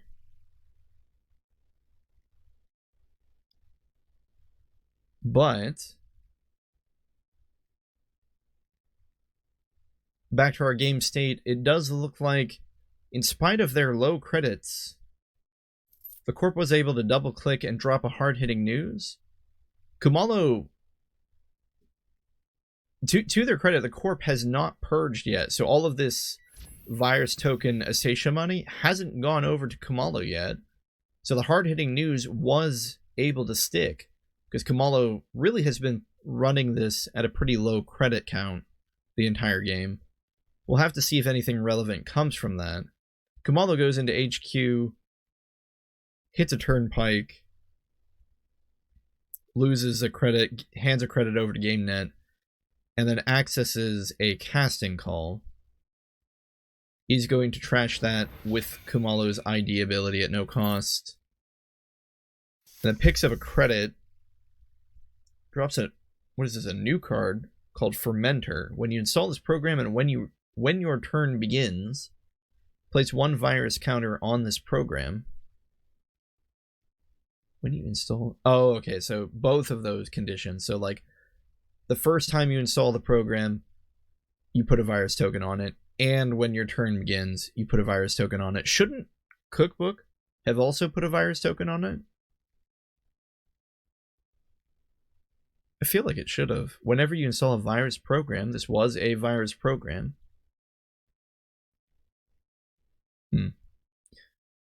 Anyway, it has the ability click and trash, gain 2 credits for each hosted virus counter.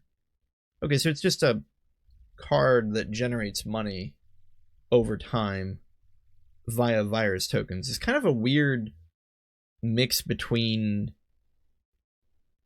almost like bankroll from Criminal and consume from Apex. Kind of like exists in a space between those two cards.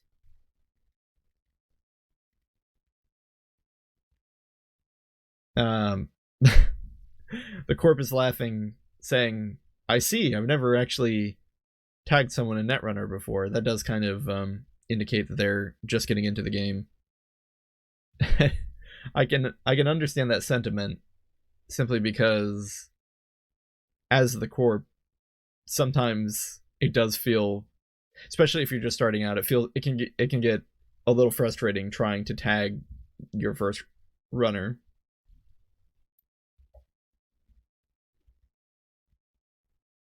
Until you understand sort of the ebb and flow of the game's economy.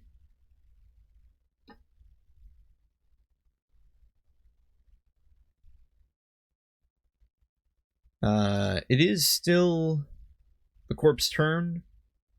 They have figured out that they can trash their opponent's resources when they're tagged. They go ahead and trash Cookbook.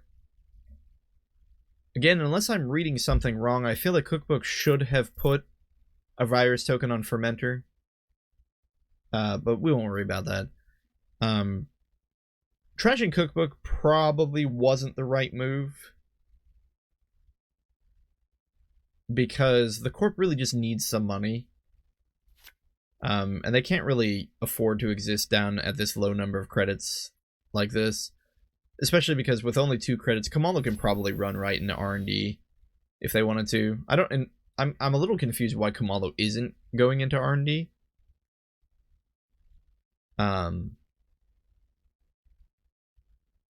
But that's their choice. Our two players were joking around with each other. The runner expressing concern that they're afraid of getting blown up.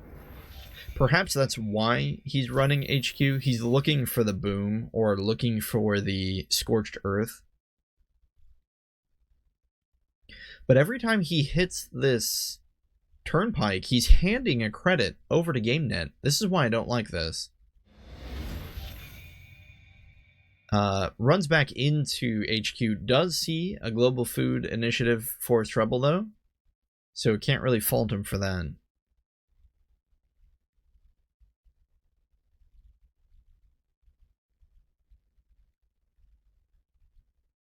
Which is going to put him up to the 5 agenda points.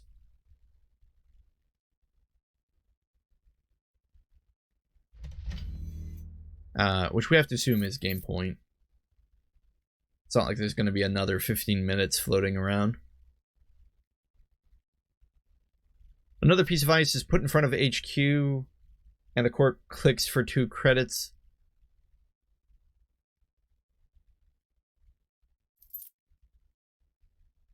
It seems like GameNet really just kind of needs more money in this deck, would be my advice.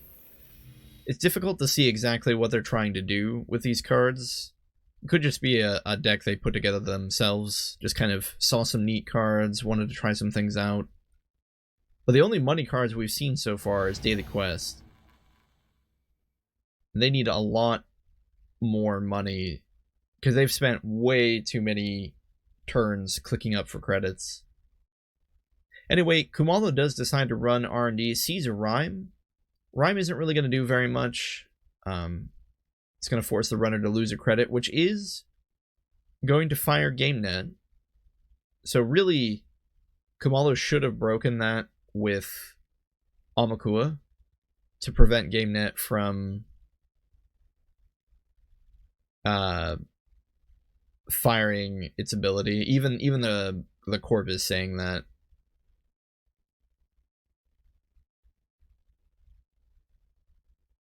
I understand why you might be, if you were a newer player and you saw a Rhyme, you would be tempted to put Rhyme into a GameNet deck. I mean, and it is mythic. There's a little more logic there than I gave it credit for. It is a mythic piece of ice, so unless you have an AI icebreaker,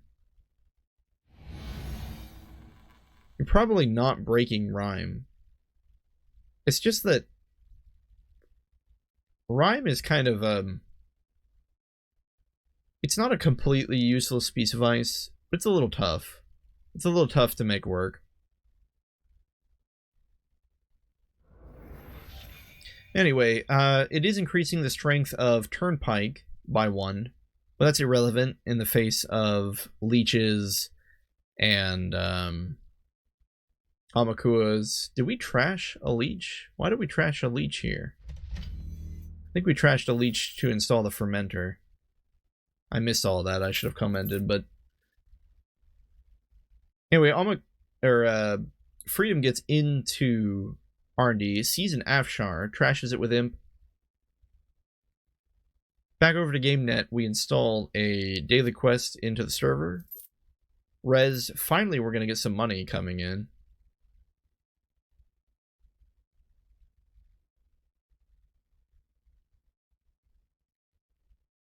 Going back over to the runner understandably perhaps feels a bit restricted based on the amount of credits they have. Feels like they probably can't get in here and trash this daily quest. So a draw and a click for 3 credits. Kind of seeing a lot of this on both sides, to be honest.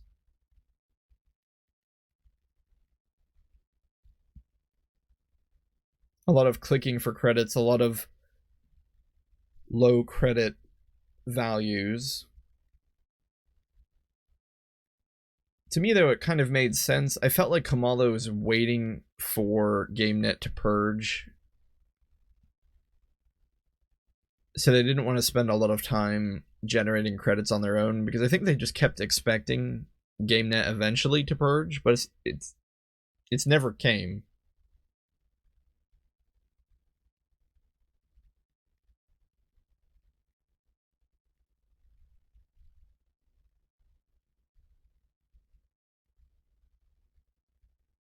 Anyway, the corp pulls 3 credits off of daily quest.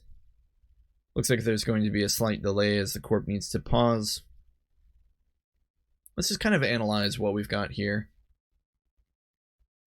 So Kamalo is at a low credit count, but is in a much better spot overall, mostly due to the interaction between his ID ability and the virus generation that's going on with the 3, well, I should say 2, because we got rid of the leech. The 2 virus cards that he's got on the table. The imp just makes everything better. I guess Friday Chip is also generating virus cards, sort of, or virus tokens, sort of, on trash. Not necessarily on run, the same way Leech and Amakua are. I understand that GameNet is probably a novice player, and that's okay. So while I will attempt to kind of point out maybe different things he should have been doing, I also understand that this guy's just learning the game, so it's totally fine. But probably should have put a piece of ice on archives and then tried to purge, even though it's rough, right? The Asacia makes all of this rough. But I think the right call is to try to keep Kumalo out of the central servers.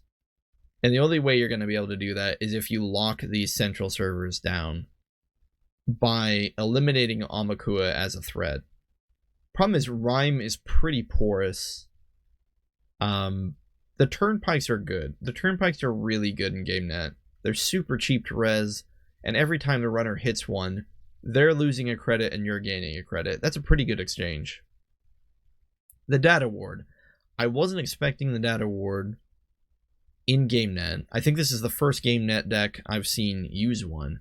But when I realized that when you pay 3 credits into data ward, it triggers GameNet's ability, it made a lot more sense.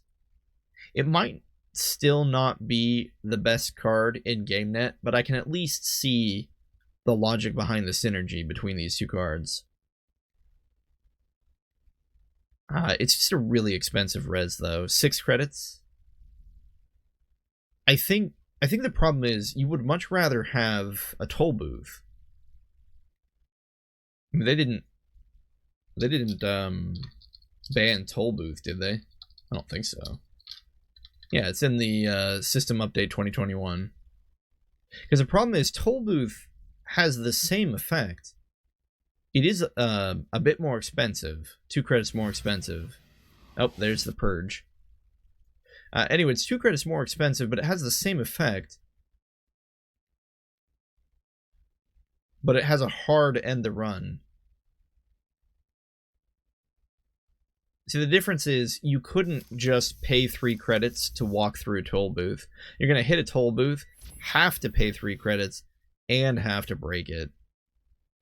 Anyway, but here's the problem. This purge shouldn't have happened simply because now Amakua just runs archives a couple times and gets all those virus tokens back. 16 credits were handed over to Kamalo through Asacia. He just drops another Asacia and just starts running archives. Funnily enough, Amakua has been sitting around with 4 tags the entire game, but GameNet doesn't really seem to have any way to capitalize on that. GameNet overwrites their daily cast in server 1 and double advances a card, but I think it's too little, too late. Unless this outermost piece of ice is a Data Raven, which would make things a little bit tricky for Kamalo. And Data Raven costs what, 4 to res?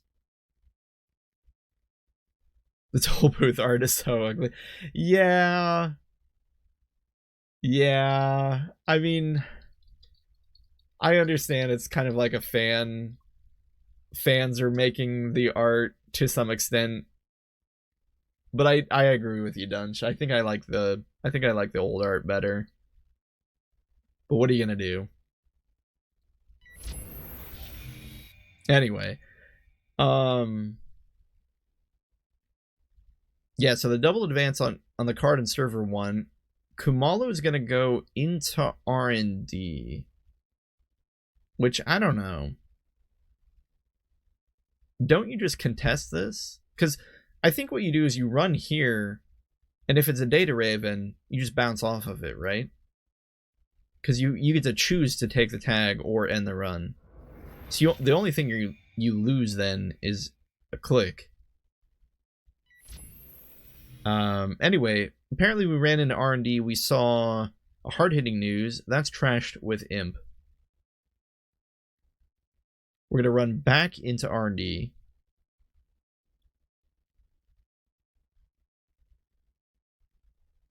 It looks like the first run was a run on archives. Probably to get Amakua up to enough strength, but that doesn't make a lot of sense. You had Leech. Probably could have just used a Leech counter to get through Turnpike, I think. Wait, maybe I'm thinking of this wrong. I might have the math wrong on the counters on that. Anyway, it doesn't matter. Goes back into R&D, sees a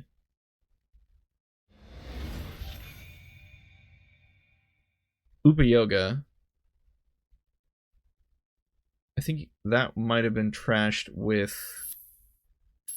Yeah, I don't really know. Anyway, steals an AR enhanced security, but it doesn't matter. Global Food is scored from server 1.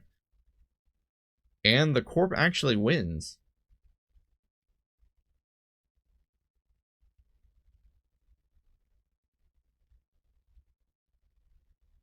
Oh, Leech is apparently something that seems nearly identical to Data Sucker. In fact, I think it just is Data Sucker with a different name.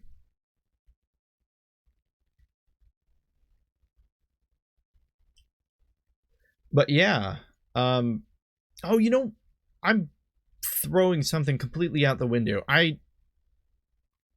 Freedom is tagged. So Freedom can't pay 3 credits just to walk through Data Ward anymore. That was what was holding him back. He needed somehow to have a total of 8 strength or be able to lower Data Ward's strength down low enough so that Amakua could break it. I guess that was a little tougher of a spot than I realized. I kind of don't understand why Kumalo kept these tags around. I think it was because it seemed apparent that GameNet didn't have a way to punish them. Because we don't see any tag punishment cards in here. Except closed accounts. We do see closed accounts.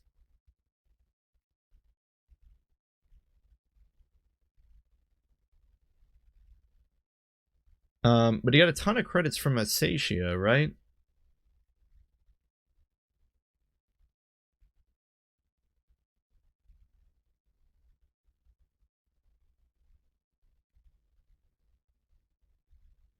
But he started this turn with 16 credits. Sorry, 14 credits. Is there a way he could have gotten through Data Ward? He had the money, just didn't have...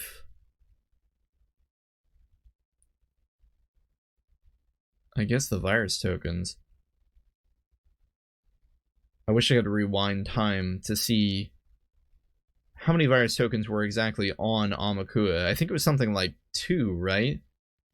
So what happens if you run archives 3 times and then run this server?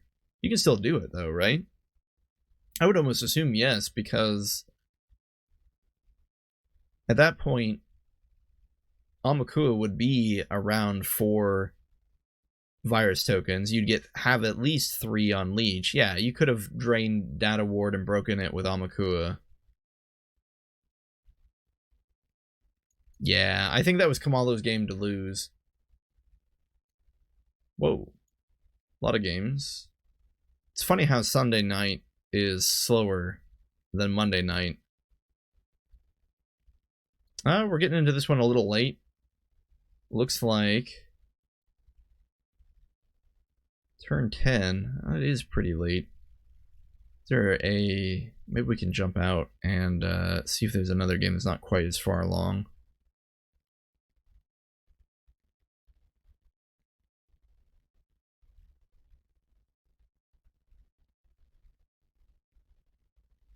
This one's turn 8.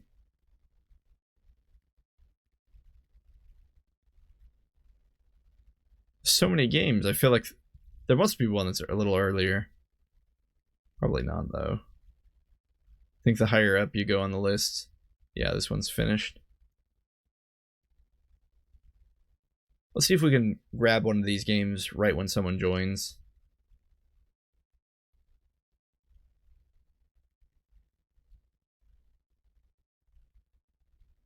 That way we get the whole story, so to say.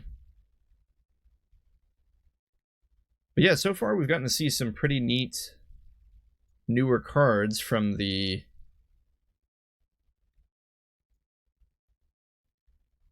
Let's see here. Cards.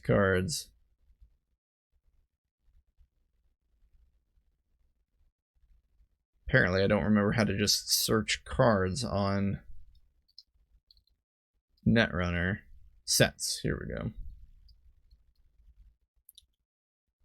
No, we don't want this one. We want...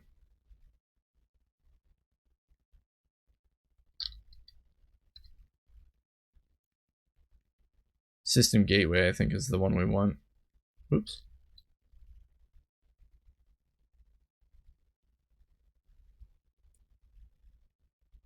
Yeah, this looks like a list of all the new cards. Quite a few, really.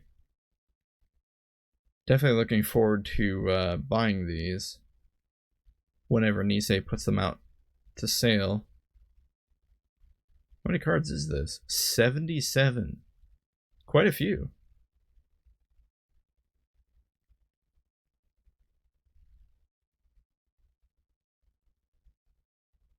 Is this a new game? Hey, new game. Alright. Quetzal versus Chez Division, the Next Generation. Otherwise known as the Chez game ID. First turn from the Corp looked like a Mushinoshin turn, whereas Quetzal decided to make an entrance and drop Kadi. Chez ices up a bit more. Still only has 5 credits, though. Quetzal takes another round to just set up, drops Daily Cast, and clicks Kadi. Again, double advances the card in server 1. Just playing up that mind game. Mushinoshin a card, didn't score it, puts 2 more advancement cards, tokens on it. We'll have to see what ends up happening from that.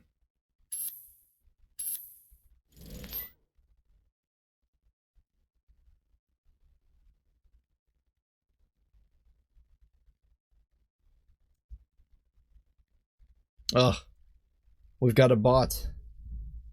Cool. We're gonna have to figure out how to remove those from chat, huh?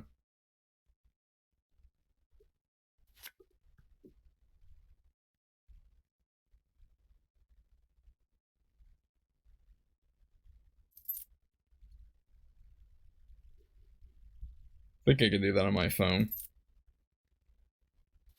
Who cares, though? The game is more exciting. Alright, Kadi getting a respectable 12 credits on him at this point. Hippo dropped an SMC on the table. Distract the Masses is going to allow 2 cards to be cycled from HQ.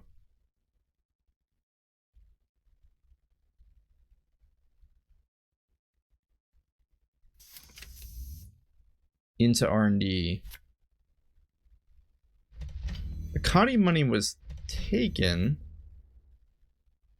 Not a lot of action has happened, though. A lot of setup on both sides. Money is acquired on both sides. But as we all know, that favors the runner in the long run.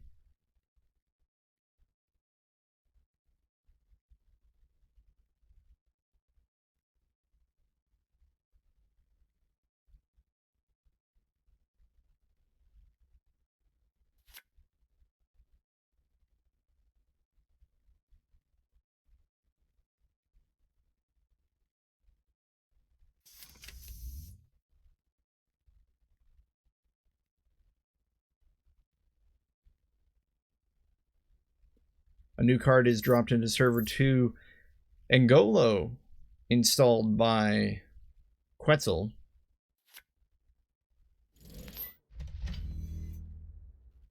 And another Mushin Notion. Triple advances another mystery card in an unprotected remote. Looks like back channels was used on the quintuple advanced card.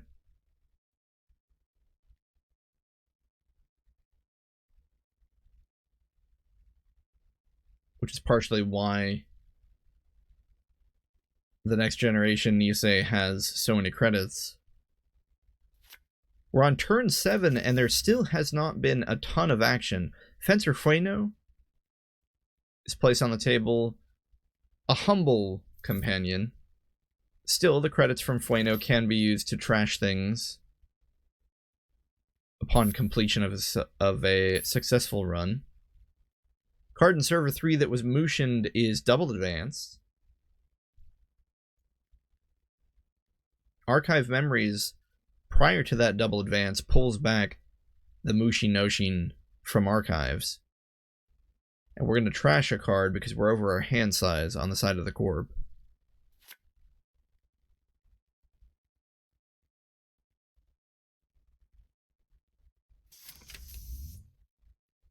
Bagat would be a little more threatening if it weren't for the fact that R&D and HQ are pretty iced. Bagat going to trash a card from R&D, the top card of R&D, if a successful run is made into HQ.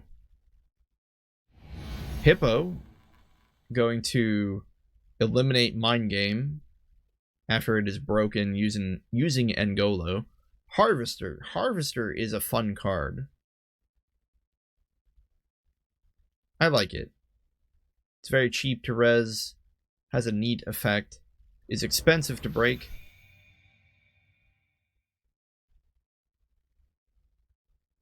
Of course, it can end up helping the runner if their hand size is 0. However, Quetzal makes it into HQ, trashes a random card off the top of R&D, accessed in archive memories from HQ. Nisei still insistent upon advancing that card in server 3. It goes back over to Quetzal, who jumps into HQ in order to fire off that Bagat trigger. Hits a snare. Snare takes out a couple cards from their hand. They shake the tag, go into archives, don't see anything fancy. The corp replaces the missing ice on HQ that was removed by Hippo, and uses Distract the Masses to get 2 more cards from archives back into R&D. That was Preemptive Action and Cerebral Overrider. Personally, I would have put Snare in, but we'll have to see where the Cerebral Overrider goes. The new ice on HQ was a Mind Game, but that's broken with Ngolo, as well as Harvester broken with Ngolo. Getting an HQ, seeing voter intimidation, but again, the real benefit as well being the Bagat trigger, putting another card from R&D into archives. A new card installed, actually Mushined into server 4 and then advanced.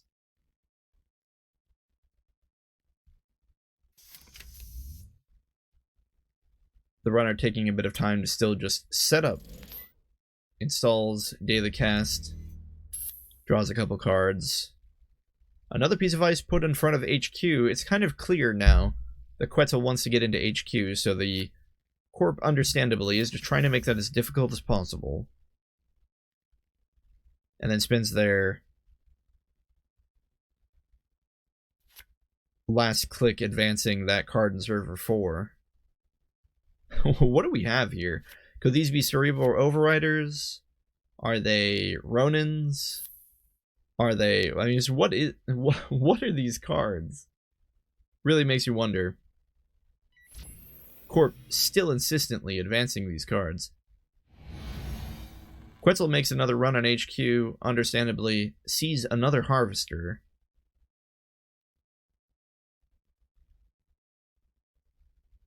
Is able to use Data Sucker to lower the strength of Harvester, breaking it with Ngolo for just 2 credits. Hippo's the Harvester. Hits Mind Game.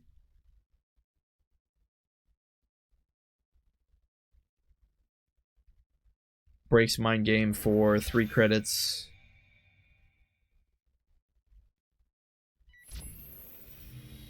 Gets an HQ. Sees.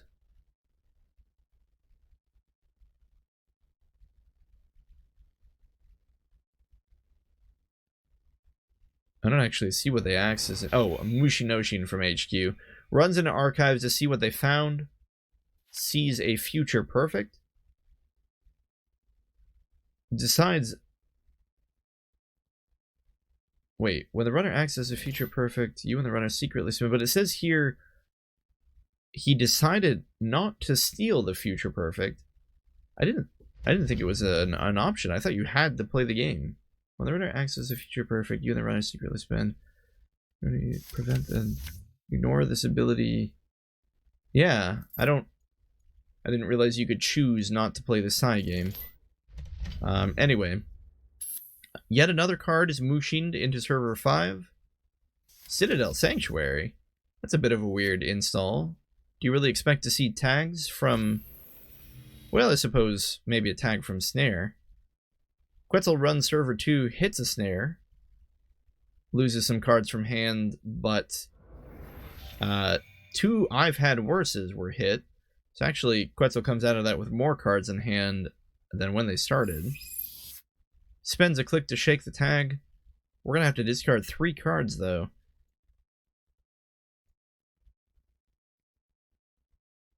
So here's the thing about Harvester, though. Harvester is a good card if you want to flatline the runner. I know that sounds weird, because Harvester actually helps the runner draw cards. But the downside of overdrawing with Harvester is the runner has to discard cards if they're over the hand size after the subroutine, at the end of the subroutine.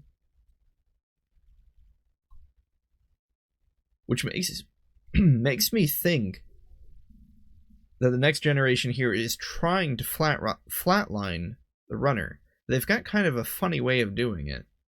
It seems like their goal is to just put a bunch of trap cards on the table, over advance them,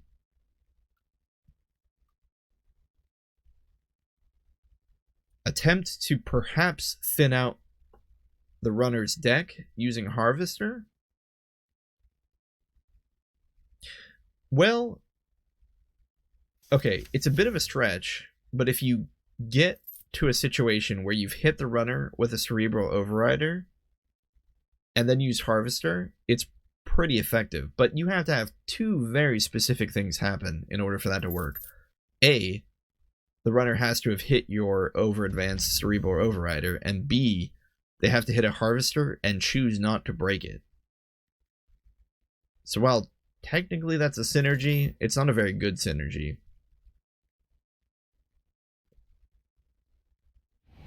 The Corp ices archives. Somewhere along the line, put another piece of ice on in front of HQ. Quetzal inside jobs HQ, bypasses the mind game, breaks the second mind game. hits the Harvester, lowers its strength by 1, breaks it with Ngolo. With Maw, we're now forcing a trash from HQ at random. With Bagat, a trash from RD. Assuming, of course, that nothing was scored or stolen, right? Isn't that how that works? Not in archives, do not steal or trash it. Yeah. The Corp archive memories to add an unseen card to HQ, and then plays preemptive action. Makes me think the card they archived was preemptive action.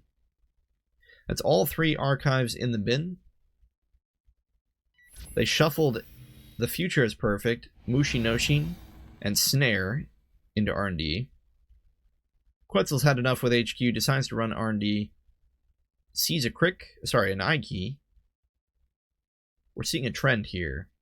This Nisei division really likes low res cost ice.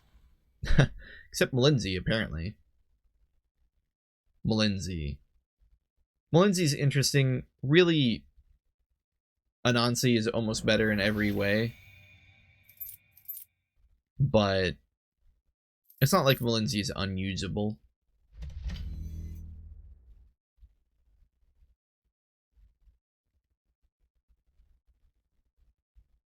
But Malinzi was broken with Ngolo. The Corp double clicks for credits and puts another piece of ice on R&D. Quetzal takes a bit of time to set up. Drops a liberated account. Jinteki beanstalks by triple clicking for credits. I think what really needs to be stated here is the hilariousness that we are on turn 20 and not a single agenda has been scored or stolen. Makes me think that these cards here, at least 1 or 2 of them is an agenda. Maybe even 3. Corp still clicking up for credits. Spends their last click dropping a second piece of ice on archives. You know, it's kind of funny. The Corp really has weathered the storm here. Quetzal is down 2 hippos. And due to things like preemptive action... Yeah, mostly preemptive action. And I suppose distract the masses as well. We've shuffled a lot of that trashed ice and trashed things in general back into R&D. The last hippo is used here. Gets rid of the mind game on HQ.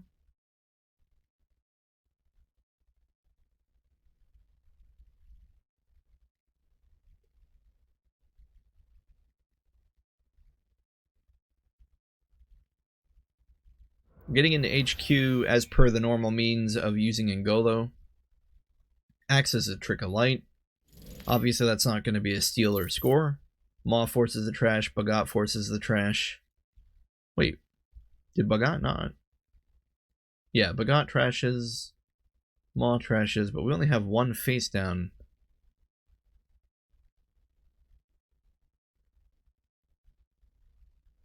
Why is there only 1 face down in archives?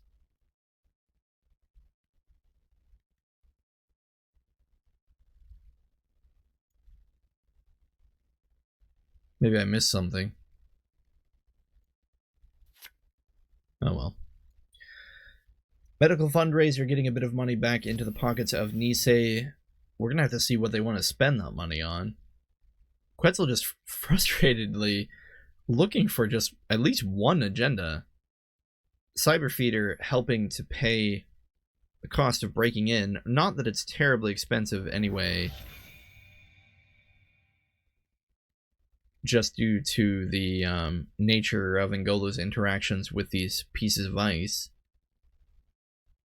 Accesses voter intimidation.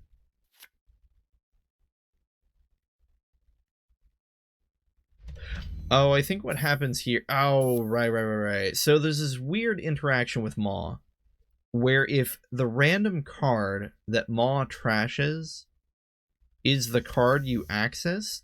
I think you get to see it when it goes into archives. So I think that's what's happening. That's why only 2 cards are face down in archives. So I think it is functioning correctly. Anyway, there are no cards in HQ anymore. Quetzal makes a run in archives thinking, well, at least I'll see 2 more cards. Sees a preemptive action and a snare. These cards are the agendas. They have to be. They have to be the agendas. Distract the masses, getting 2 more cards out of archives. Looks like a preemptive action and I would guess a snare? This is the weirdest Chez Next Generation game I've ever seen. Like, what is even happening? Next Generation is actually pushing through Quetzal's trash ice game. Quetzal has no more hippos. And if it wasn't for the trope, there'd be a real possibility of an eventual flatline due to just a lack of cards. However, trope being put down is going to generate enough power counters that I think Quetzal's going to be fine. A new card is installed in Server 8, but Server 7 and Server 5 are both advanced. It almost appears as if Chez Next Generation is just advancing random cards. It's a little suspicious that that 1 card was out here not advanced. Quetzal runs it and is rewarded for their actions. It turned out to be a Philonic Entanglement.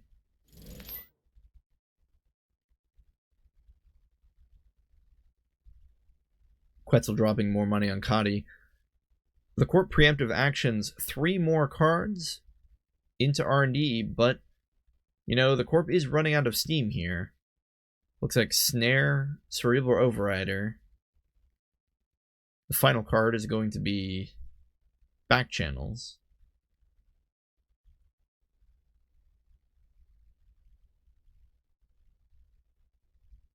But we only have the potential of 1 more preemptive action being played.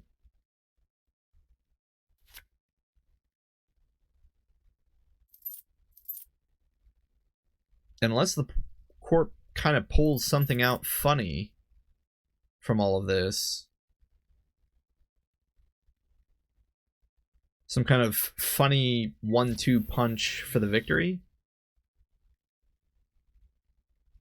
Those agendas are eventually going to come. Quetzal runs into HQ. Wants to see that single card that's in HQ. Oh my goodness. Accesses a snare. Drops the tag they picked up. They chose not trash.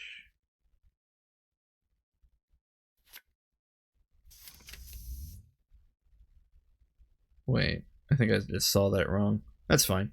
I think they chose not to trash the snare so that they could trash the top card of R&D. Is what happened there. Because Bagot would not fire. No, Bagot still fires. Oh, no. They just trashed it with Maw. Maw trashed it. That's fine. Run amok. I don't know how I feel about Run Amok being used here. That seems like just throwing away 3 credits as well as a single HP. Run Amok could have been used to absorb another snare. Yeah. So we just hit another snare and lost even more cards. Run Amok did nothing there. Corp mandatory draws, installs a new card, and double advances it. Quetzal gonna have to start making the hard decisions. They're down to, you know, the last cards in their stack. They're gonna have to decide when they want to activate Trope. They run server 9. It does end up being an Obokata protocol. But it's tough because...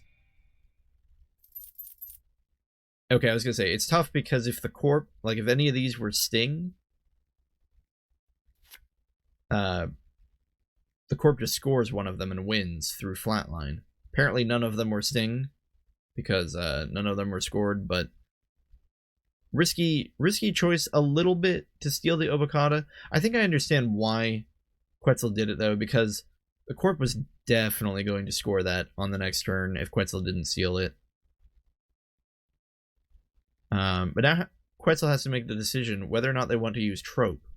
Looks like they are. We see a lot of cards being selected here.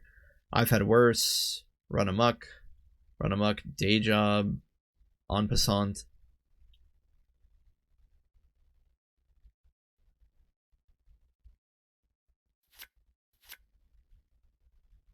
So we're down to the final cards that Quetzal's going to have access to. A new remote is created and double advanced. Risky business. Quetzal needs that last agenda to win the game. But if they run into basically anything that deals net damage, they're going to be in a bit of trouble. But I think all the snares but one are in the bin. There is a Future Perfect in Archives. They play a Psy game. Psy game is lost by the runner. Back channels. Played on server 6, generating a ton of money for the Corp. But why does the Corp need money at this point? Most of their ice is rezzed. I suppose they use Malinzi. So if any of these are Malinzi, I guess that's what they want the money for.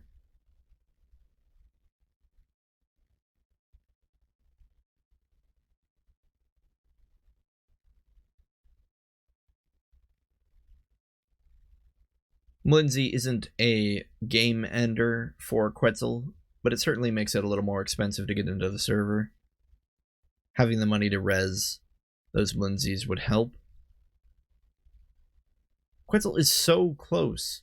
But again, imagine if, like, this is an Obokata, and this is an Obokata, and, like, these other cards are just traps. Eventually,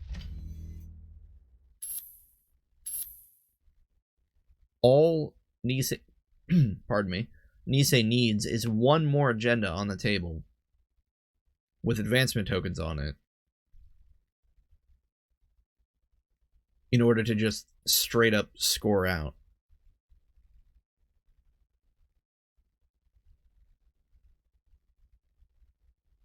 Quetzal has to, again, make the hard choice, the coin flip. Do they check this new card in server 11? It could be a Cerebral Overrider.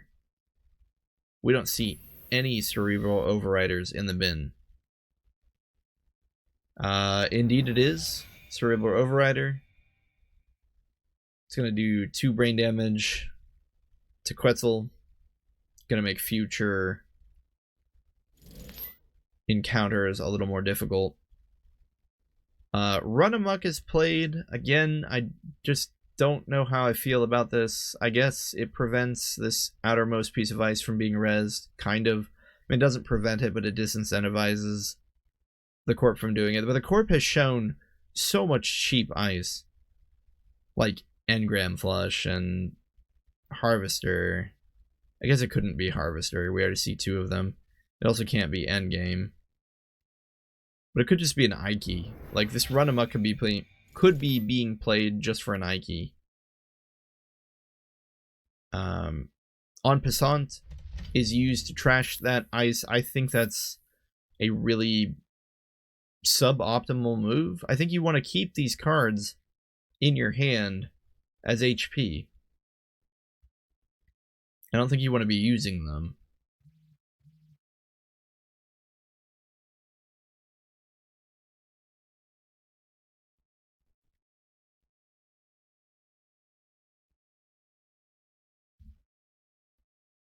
Yeah, exactly.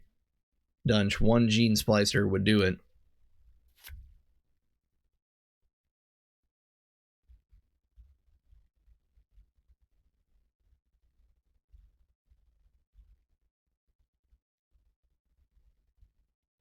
Kind of down to the wire. Again, we're presupposing that there are 2 Obacatas down here with 5 advancement tokens on them. There is no guarantee of that. If there are, then Quetzal's in a tough spot. Do you run this card in server 12? Do you not? Theoretically, one of these could be a Ronin, but I'm more inclined to believe, or rather, suggest that the card is kind of like what Dunch was saying, a Gene Splicer. In general, that's kind of a bit better of a card for this sort of strategy. But a single Ronin, unless Ronin is no longer a thing, really quickly, maybe we can check it. No, Ronin's still a thing.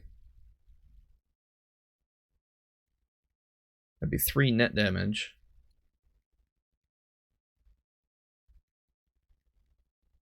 I don't think it's a Ronin, though. I think there were a couple other turns where Quetzal was lower than 2 cards in hand. Quetzal does make the decision to run server 12. Congratulates Quetzal on a well-played game and apologizes for how grindy it ended up being. I really wish... Oh, good. The corp is going to res all. So this was an agenda, and this was an agenda. Yep, there it is. So the scenario was exactly as we had thought it was.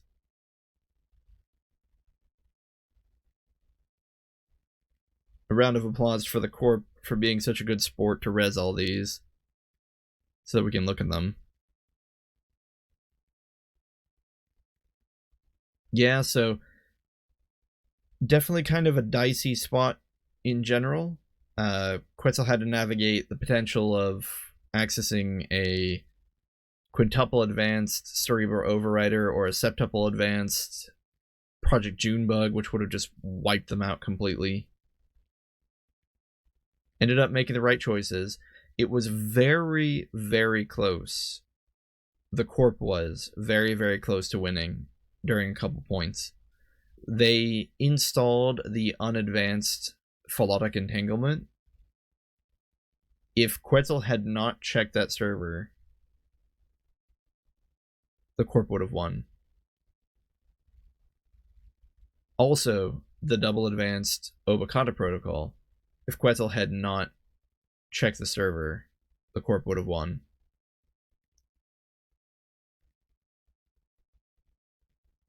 Even though it didn't look like it, because the corp didn't score these 2 agendas, effectively, the game was 6-5 for a very long time.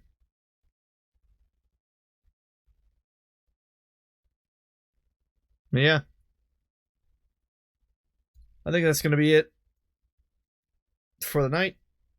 On my end, at least. I know some of you guys are just waking up. But, gotta hand it an Issei. These new cards, pretty cool overall.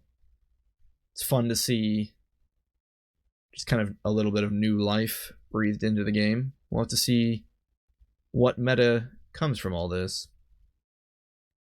So, anyway, any of you guys out there still watching, thank you as always. I always appreciate you dropping by.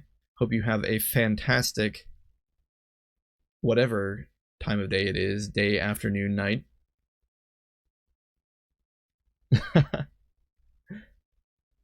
Australia. Neat. Anyway, you're welcome. Catch you guys later.